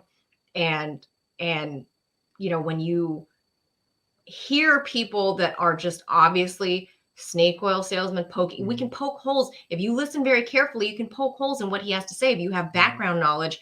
And you can even piece together American mainstream media, pick and choose the parts where they're telling the truth, right? And they're not being cheerleaders for the Pentagon or the military industrial complex. There are elements of truth in what he says, and elements of truth into what American mainstream media says, right? There, but you have to really read carefully and find those elements. So I can't say for sure who or what programs they might have for up and coming leaders. But obviously, after you brought the country up from like 35 to number 11 in the span of like 25, 30 years, you don't want to lose that forward growth, right? Like no one would. Yeah. No, they're not. The Russians aren't going to put a Joe Biden up in there that doesn't know how to, get off a stage. Right. That's just not going to happen. Unless it serves your purpose. Yeah, it's not. You're not. Yeah. No one wants to see their progress go backwards or fall apart. Rolled back. No one. You know what I mean? And let me finish my thought about Navalny before it escapes me again. So Navalny is. I do know this much. He is an American or a mainstream Western media creature. He's they made him.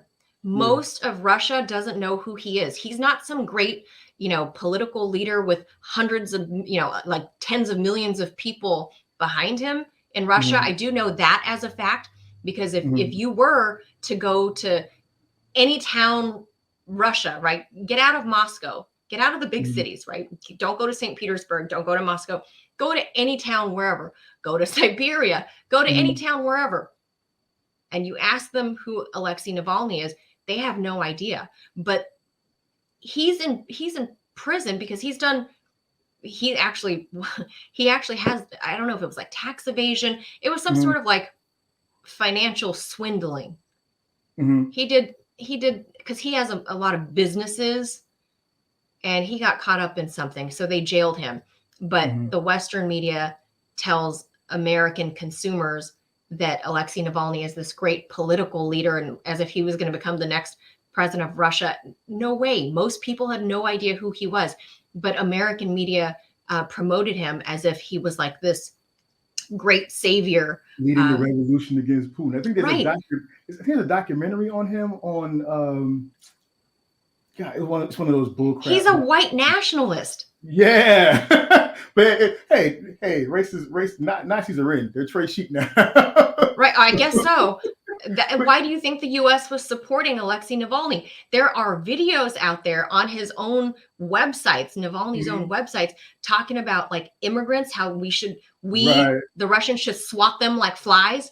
And he's got a fly swatter and everything, and he's swatting like, it's terrible. He talks about not giving them the same health benefits and stuff that the Russians get, because they have kind of their version of universal health care. Alexei Navalny talks about this. He talks about squashing them. Don't give them social services. Don't help these colored people, when he forgets that, you know, I'm sure his grandfather might have fought in World War II, right? Because I think scarcely today you can find anybody in our age group that in Russia that didn't have a family member involved in World War II that they lost. Because there was like 25, 26, 27 million people that the Soviet Union at the time lost. This guy over here talking about how people that look like you, people that look like me shouldn't immigrate there, and we shouldn't, but if we do, we shouldn't get the same social services as the white ethnic Russians that are in Moscow. He specifically, and if people don't know, there's Russian, and then there's Muscovites. And he's a Muscovite. So he himself is a super white racist guy. And here is American mainstream media pumping him up, pumping this dude up to be like this anti-Putin savior, this answer to Putin. When, let me just remind people, the guy that put the Soviet flag on the German Reichstag looked like me. Right. I've heard that they have a lot of Russians looks somewhat Asian. He's Asian because Russia spans into Central Asia. So that Soviet soldier, Ramzan, he has a very difficult name for me to pronounce, but it's like Ramjan, something like that. He's Central Asian. The dude looks like more like me than he looks like Alexei Navalny. He's the guy that planted the Soviet flag on the German Reichstag. But here's Alexei Navalny pumped up as the answer to America's prayers in Moscow, right? At the Kremlin. We got to get this guy in there. He couldn't win a seat on city council. And that's true. Right. His following is like nothing. It's amazing that it says a lot about here in America, just how we have not even we have no insight into other countries at all. No, not at all. Not at all. Literally, Alexei Navalny couldn't win a seat on city council. I'm not even exaggerating, much less a national election. So let's see what Peter has to say. Agree with Putin on what's at stake here. But it does mean that when this generation is gone, this is it. This is all the leadership talent that the country has.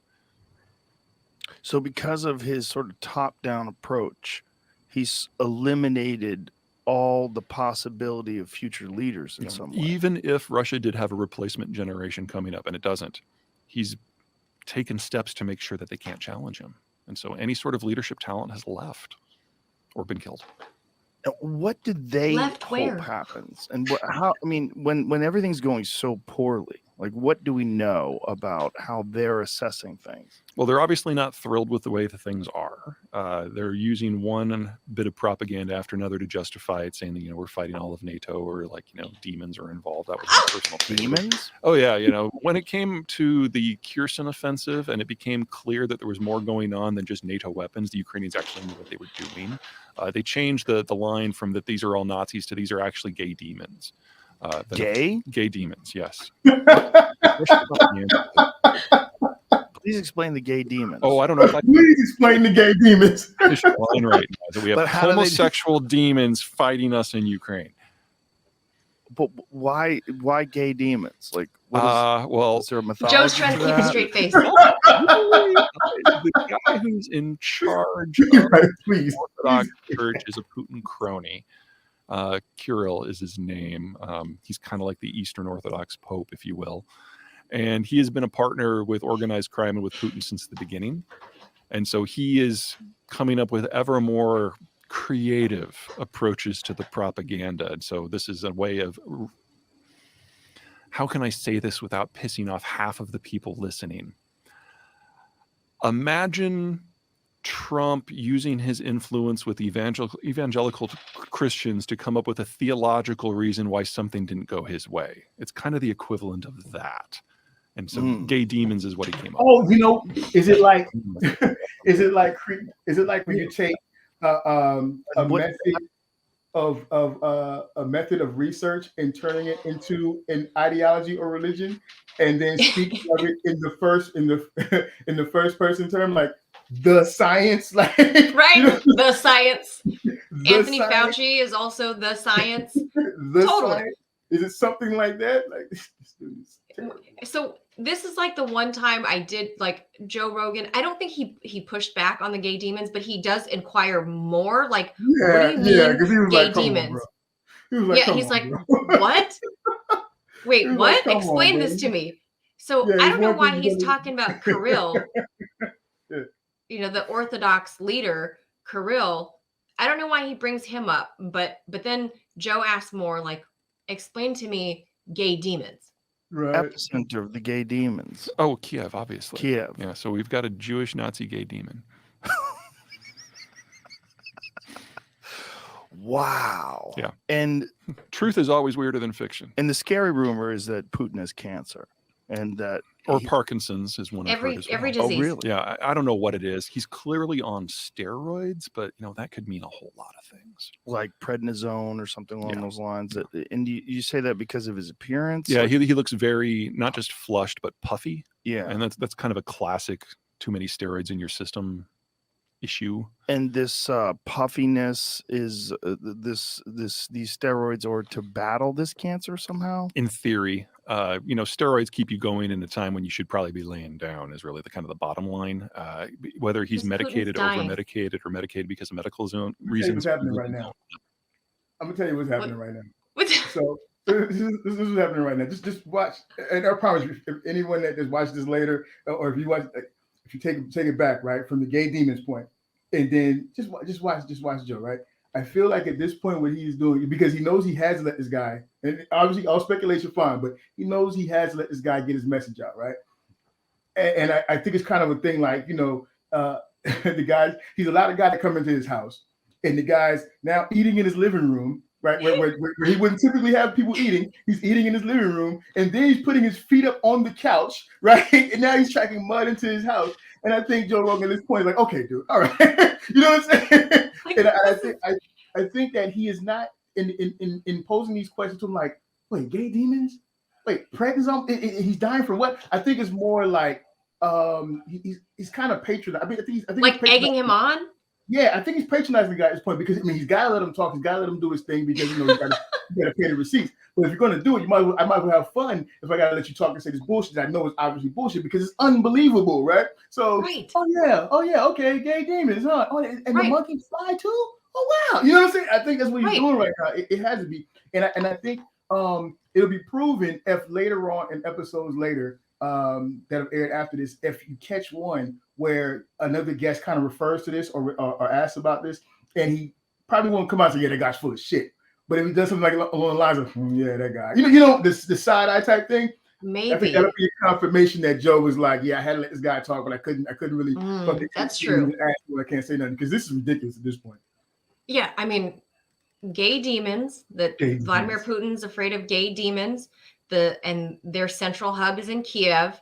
Yeah. And Putin's, of course, dying of every cancer you can think of, and monkeypox. So, He's smoking on some Malcolm Nance right now. This is- He's smoking. this is just and literally we're 20 minutes in, we're 21 minutes in. Are you serious? Oh my God. Because there's so much bullshit. There's so much. I'm not trying to eat up your whole day. This was not supposed to last more than an hour, but there was so much bullshit to dismantle here, and what he's trying, the house of bullshit he's building here. There's so much to dismantle. We can't even get through the first 30 minutes right away because everything he said, everything this man has said is bullshit. It's crazy. And Rogan's I think that point alone, when you said that we were only 20 minutes in, that point alone is like astonishing. I'm using Jamal's words now.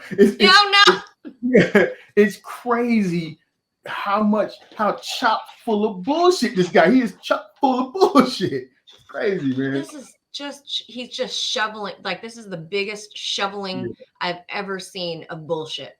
Yeah. No, he's not in great health. That is obvious. And for someone who has been the shirtless horseback rider in the propaganda videos, that's a real problem. He's visibly wearing. Peter say that about Joe Biden? Bulletproof, he's not in great health. Bullet-resistant vests, even around his propaganda people. There was this great piece that came out that I saw last week, where it was all the propaganda shots that he's taken with the soldiers' mothers and on the front and with the tech people and in the intelligence. And it was like the same 12 people were in every single shot, just in different outfits. And even with those people, he's wearing his ballistic vest. Now, when you talk about his appearance that he's clearly unhealthy, is there can you demonstrate that? Are there images that show him a couple of years ago versus now? Mm-hmm. Where you could see his appearance? Yeah, it's not much of a reach. Like I said, he likes to pose shirtless on horseback to show how virile he is. He didn't look good on shirtless on horseback. Yeah, I know. You got to look at it from the Russian point of view. Wow. You got to look at it from the Russian point of view. He does know, right, that like Russia has a lot of good-looking people. A lot of them were supermodels. Just saying. So it's not that their beauty standards are, this big Shrek looking ogre. So I don't know what he's saying about Putin here. I mean, there's a big difference. He's full of shit. There's a big difference between photos, on horseback from 10 years ago when you're 60. Mm-hmm. There's a big difference when you're 60 to when you're 70. That's your body goes through some changes, and he's an older man now. Has anyone ever seen the top of Biden's head? Just right. You want to talk about Putin with his shirt off? Biden's like from the Botox eyeline up. Yeah, it's crazy. So it's how Petty recognized Petty. He's mad Petty. He's taking every single step he can to throw a jab. Guys, terrible. I think Joe Biden's had a facelift.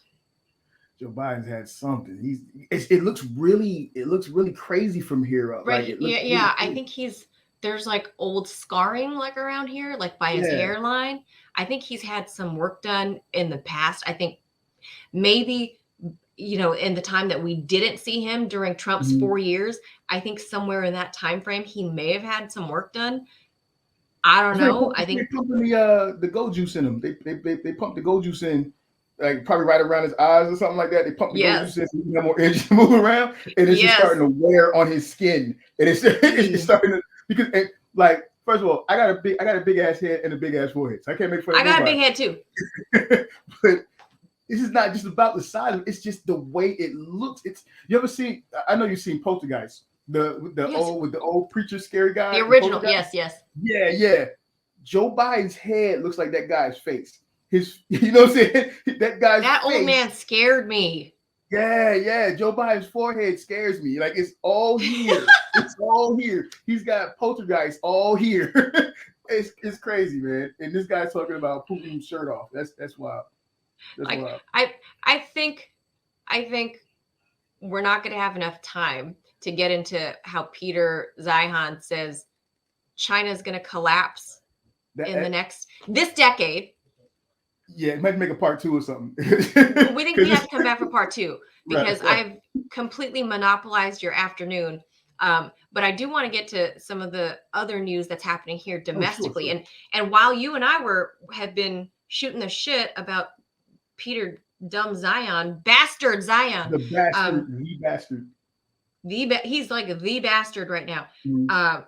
There was breaking news about the Tyre Nichols case. They just released the video.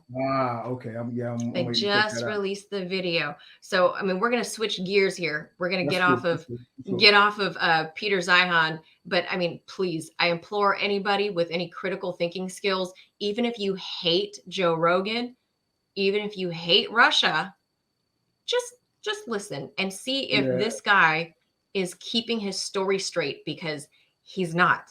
He's just not. No. Like, and Brave and I have just pointed that out of just a few of it, and that was just like the first 24 minutes. That's crazy. That's crazy. Wait till you all hear what he says about China.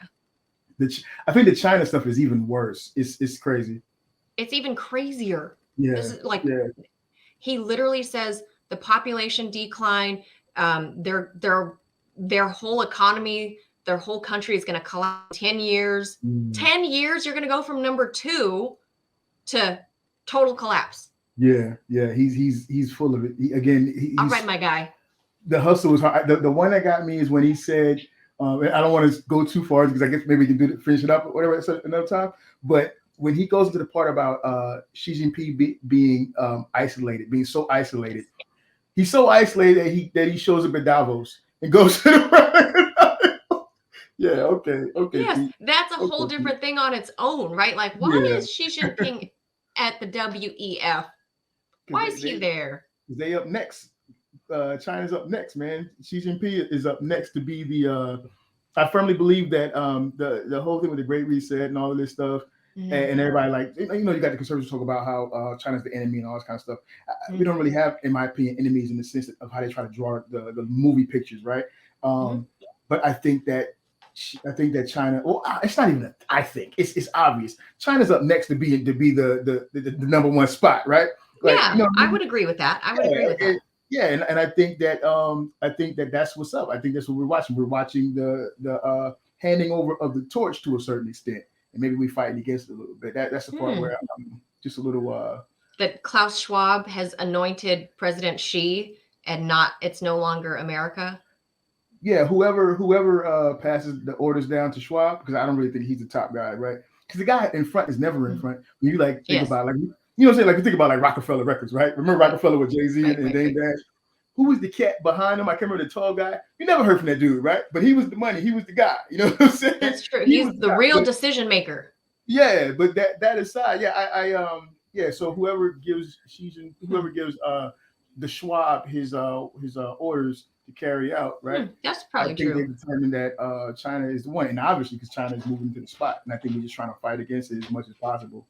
But I think even with that's a whole other conversation, and I would love to get your insight on, because I don't really think we're fighting it like we think, like we're led to believe we're fighting it. You know what I'm saying? Yeah. Fighting against it in any ways.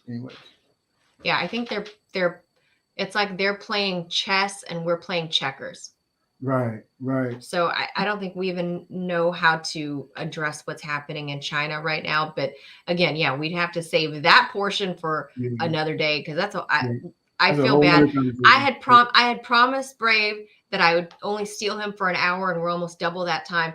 And in that time, the Tyre Nichols body cam footage has come out. We were talking about that on the radio this morning about with Shane Harris, who he doesn't like to say that he's a Democrat, operative or anything like that. But he does. I would say he definitely does operate more in the Democrat sphere. And I asked him a couple of times, the fact that Tyre Nichols is a black man in a black city, Memphis, but the cops this time, all 5 of them, all black. What's the difference now? I said, do you expect to see violence break out in Memphis? Because this is a case of, police brutality that resulted in death. But the difference here is it's black cops. Right. I think even if there is violence, I don't think the media is going to cover it, right? You Because don't it think doesn't go so? with the no. I don't think so. I think it would have to be pretty bad. It would have to be pretty bad because look at that guy, that brother who ran over all those people, and that remember In 𝘮𝘱𝘍. yeah, and he defended himself in court because he was a sovereign Yes. citizen and all that stuff. Yeah, they didn't Oh cover that yes. at all.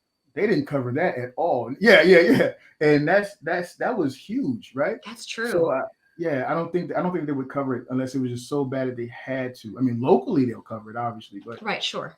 yeah, the CNNs and the MSNBCs and ABCs, I don't think so. You don't think it'll become national? Like it'll. I mean, we saw Tyre Nichols' mom say, you know, we are accepting that the police are gonna release the body cam footage. I don't want to watch it. I've seen the end result. I don't want to watch it.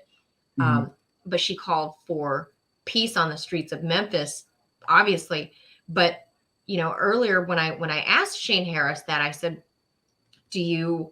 I said, well, if there isn't violence on the street, if there isn't a BLM march happening on the streets of Memphis, what's the difference? Why not? I think that the difference is that you don't have, or the difference would be that you don't have the machine behind it. Because I feel like Black Lives Matter was around way before George Floyd, obviously, right? And there were plenty of, like you'll hear conservatives talk about, well, why aren't you guys marching? You guys meaning the black folks, right? Yeah. My people. Why aren't you guys marching or concerned when black people die in Chicago and all this kind of stuff, right? Well, in those neighborhoods, in those areas, people are marching. There are protests and stuff. Just nobody cares about it. It's not no big deal, right? I think that obviously we saw the capture of the Black Lives Matter movement, and therefore you got the whole machine behind it, and it became more. And I'm touching on this to go somewhere, but it became a thing to perpetuate even more rage against Trump. You see what I'm saying? So I think that's why that got so powerful, right? I don't think it was just as much about. I mean, obviously it was about kneeling on the neck and seeing on TV and all the gruesomeness, obviously. But there was a machine behind it. If that machine is not behind it, you don't get it because the other prominent killings that were around that same time, they got mentioned, but it didn't have the full throat of the machine out behind it. You didn't have Nancy Pelosi and her kente cloth. You know what I'm saying? Kneeling for Aubrey, you know what I'm saying, and stuff like that, right? That's true. Yeah, you didn't have that. The machine was behind the because that was a perfect incident, and they could really push the racism and all of this stuff, right? So I'm saying I have to say this. This one does not go with the narrative, and since it does not go with the narrative, I don't think it's going to get the coverage, and the machine is definitely not going to be behind it. Crump, the lawyer, it will be to his Ben benefit. Crump. Yeah, old Crump. It would be to his benefit, and he's tied into CNN, so I'm pretty sure he gets some interviews and stuff, right? But I just don't think that the machine will be behind it, and it would have to be some pretty powerful protests for them to even cover it and get behind it, because it really speaks to something different. How about this? I didn't get a chance to mention this on the radio this morning, but what about the fact that the police chief is also an African American and a woman, right? She's a Black woman police chief. And do you think these officers so quickly lost their jobs, got indicted and all that stuff immediately? It was like, boom, right? Like it took more time to indict cops for any other multiple, we can pull up any other Black male victim, right, of police violence, but they usually get on suspended leave or whatever and administrative leave. They don't lose their jobs right away. Here we saw a Black female police chief immediately fire, immediately have them indicted. I mean, I know she doesn't do it like the district attorney does, but we saw them indicted right away. And boom, boom. It's like this happened, that happened. Now the video's out, getting national media attention. why do you think she moved so quickly? Do you think it was because she wanted to insulate herself from part of it? You think so? So they don't go, well, you're a black lady, these are black men, and you're showing favoritism by putting them on administrative leave. I think that that's definitely a part of it. She got to insulate herself, protect her job. You know what I'm saying? And then that's a black town. It's a black area. It's black on black on black on black on black, right? So there's a few different aspects here. Like, hey, they'll tear that apart. They'll tear that apart. And I wonder just how bad, from everything I've heard, I wonder just how bad the video is, because she's clear. Obviously, they would have seen that prior to, right? Obviously before us. So I wonder just how bad that video is, that you got to get out ahead of that like ASAP. Because when this video comes out, if these guys are on leave or whatever the case is, and this video is as gruesome as it sounds like it is, that's gonna be a problem. You got black folks, real black folks, like you got some hood black all around that area. This ain't like, you know what I'm saying? You got hood blacks. It's not like in Atlanta, we got our hood areas, and we got our rich areas, and we got our areas that are rich with the hood right next to it. You know what I'm saying? Yeah. But this I believe, as far as I know, that area it's where I'm gonna call it the seeds of the black side. You know what I'm saying? And I really could see it getting out of hand. So she wanna protect it. I would think that would be a smart thing. And it could just be that's me being positive, even though it doesn't sound like it. Being optimistic. If I was being pessimistic, I would say it's because they're black. It's because they're black. Who cares? You know what I'm saying? She's black. Who cares? He's black. Who cares? The brother who died is black. Who cares? You know what I'm saying? And I could see it being that as well. So it's probably emerging all of those things, because when these things are happening, it's never as simple. It's never as cut and dry as this or that, right? We know that. So I think there's a lot of elements to it in it, but I would definitely land on the side of she had to insulate herself first and foremost. That video was horrible, and I don't want to see this town go up in flames. I don't want people to tear this thing apart. And again, that's me trying to be positive about it and not leaning to the side of it's because they're black. Everybody's black. Who cares? Because she can lose her job just like that too. She can be out of it just like I think that was probably her first instinct was, I'm not behind this. So yeah. It wasn't me. So they made my people. I'm gonna fire them. They're not my boys. Fired. Yeah. And because they got fired ASAP, they got booked, indicted. Everything just happened rapidly, which is very different than what we've seen in other instances of police violence, whether it resulted in death or not. But I guess we're gonna have to go look at this video. What do you think it is? Which? Why she was able to move so fast in this way versus how it typically happens. I think maybe it was, I don't know much about her, obviously, but I want to say part of it is perhaps she's ethical. I hope. I mean, I don't know her. That's the hope. My hope is that she's an ethical person, Mm-hmm. God-fearing person, and she saw the video and was like, this does not match, my department standards. Right. You're fired. And her secondary thought, I hope her second or third or fourth thought was, let me get as far away from this as I can. So I'm gonna fire these boys. Right. So I put some daylight between me and these guys because the optics are gonna look bad. But I hope that wasn't her first thought. I hope her first thought was, hell no, I'm not putting up with this. This is not, this is not acceptable in my handbook. So I hope it was just out of sheer ethics. And she speaks well, she carries herself well. I mean, and this is just me speaking as a TV person, but she looks good on camera, right? This police chief, she plays the part, like she looks the part, right? And she doesn't come off like a woman that would stand down from a little pushback. But so that's what leads me to believe that maybe she was doing this out of her own personal code of ethics. I hope it's or maybe that's just my hope. Yeah, no, I hope it's that. Yeah, because I feel like it's so rare that you get that. So I hope it's that. I think of not politics. Right. I mean, I know at that level, there's always going to be some, but I do hope that it's more that than anything. And I guess to a certain extent, it doesn't matter because either way they out, right? But right. The end result's the same. They're gone, and they're arrested now. So that's I was going to say, I just think there's a big conversation to be had about the dynamic because everything that's promoted is, white cops killing black people, right? And like we were speaking about earlier, cops are killing all kinds of people everywhere. You know what I'm saying? Yes. And why don't we give attention to these things as well? So I don't know. I guess we'll see what happens.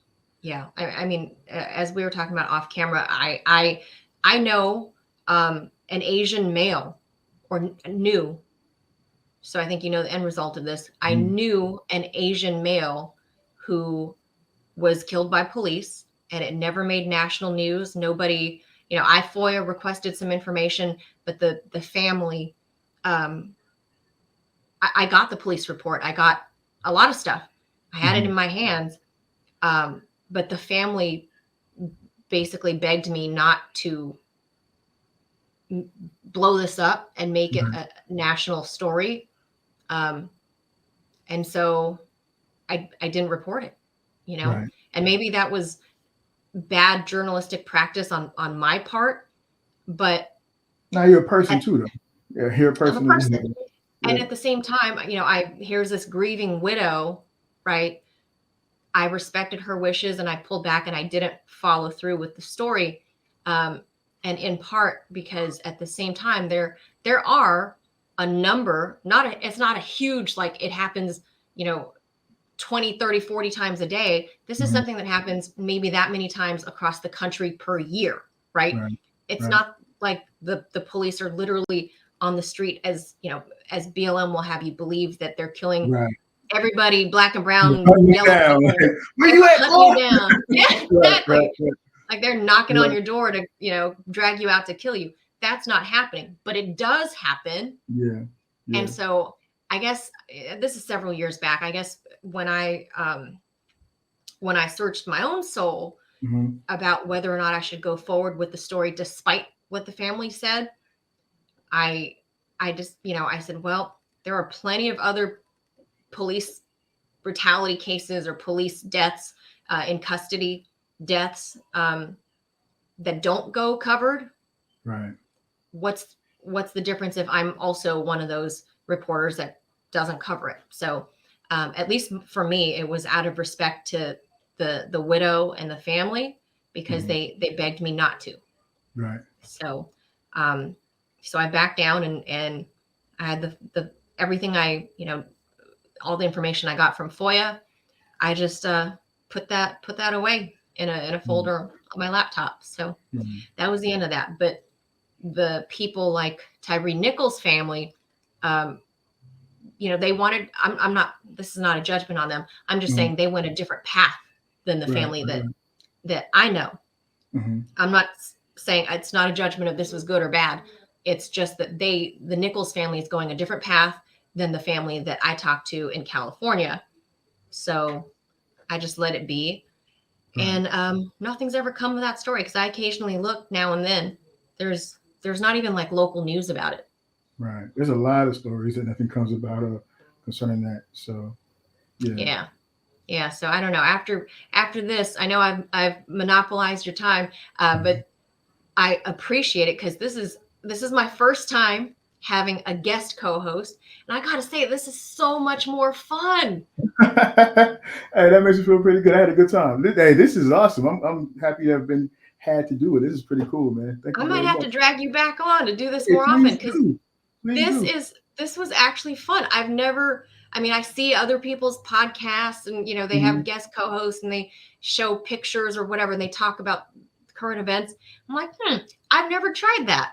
And so thank you for being my guinea pig. I think I want to do this again. Thank you for allowing me to be your guinea pig. I enjoyed it. I had a great time. And I'm on with Manila Chan. This is awesome. This is really great. Who am I but like a censored reporter, or I'm a Russian asset, Russian stooge, whatever else they want to label me as. But whatever, I just keep trudging on, doing stuff that I enjoy, like talking to friends who got hot takes.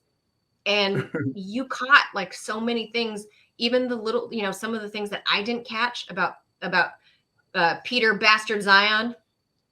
You caught a lot. Bastard. That he's a bastard. What a bastard. Gaslighting bastard. This bastard, man. That's all I can tell you, right? I kept texting you, this bastard.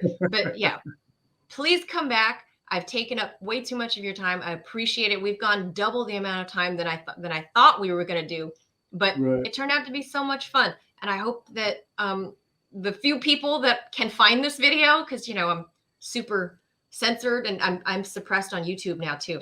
They won't tell me, but my numbers, my viewership was initially when they first monetized me, my videos were getting like 20, 30,000 views.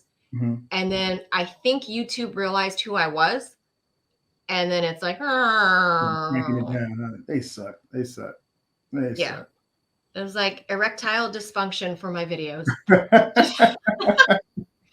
That's all right. You can't hold back information. It's going to get out regardless. So we'll see. But at the very least, I had a great time. Thank you so much, Brave. This is Brave, the well-dressed nerd out of ATL. Check out his artwork.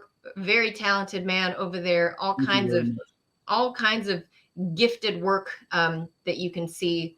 Because I can't draw, but you're lucky if you can get like a stick man from me. But the website again is artbybrave.com. Brave out of ATL. I thought you went by Brave because of the Atlanta Braves, but yeah, it's from Brave New World.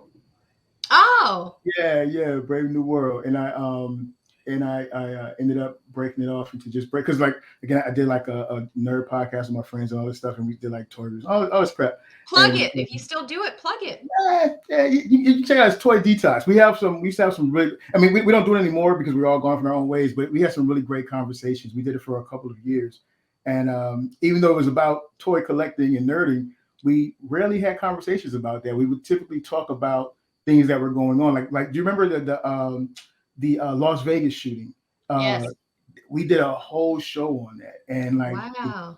We covered when the initial within that month there was like a line of mass shootings, and we were covering those things and talking about it and having debates. And so our show was called Toy Detox because we had a whole network of friends who did like podcasts and stuff like that. Mm-hmm. All in the collective community about like fanboy stuff. And so the reason why we call it Toy Detox is because we're nerds and we're talking about all this stuff, but we're also detoxing from it and talking about real world stuff too. So but it gets really crazy in it too. So like you can't go if you're like a snowflake, don't go on it because you're gonna okay. You talk about crazy stuff, But please, people can check me out at artbybrave.com and the well-dressed nerd on Instagram at the well-dressed nerd. Love it. My friend Brave, we got to do this again because this is my first time. This is my first time, and I it's so much more fun than me just delivering the news. I enjoyed it, and I am. You don't understand. I'm on cloud 9 right now, talking to Manila Champ for 2 hours, talking about some great stuff. So I'll be happy to do it anytime you want to. I appreciate it, and I hope the viewers can tell that we both had a good time on it, and I hope they had a good time because. Yeah, this crazy over here. This bastard. Fight the bastards, everybody. Fight the bastard. Peter Zeihan. Fight that bastard. Fight the bastards. My friend Brave, thank you so much. I'm going to get this uploaded ASAP. It's Friday night. It's Friday night. Some of us just stay home, us Gen Xers or something. Right. Yeah, I feel you. I'm an old man myself. That's right. We just stay at home. Yes, I feel you. Watch myself. There you go. My whole week is trying to make it to Sunday so I can watch The Last of Us on HBO. So there you go. Friday is my favorite night. Yeah. So this is it because I know I don't have to go anywhere or do anything tomorrow. So this has been a blast. Thank you so much. I will definitely have you back on because this guest co-host thing. If I can get you to commit, I might make you co-host and we come up with something else. I'm committed. You had me at if. I'm committed. Well, then we're going to hash this out off air because this is fun. This is great. Yeah. I've never done a podcast with a guest co-host, and now I see why so many people do it. It's fun. I appreciate it. Thank you, Brave. I'll All right, talk man. to you soon. Yep. All right.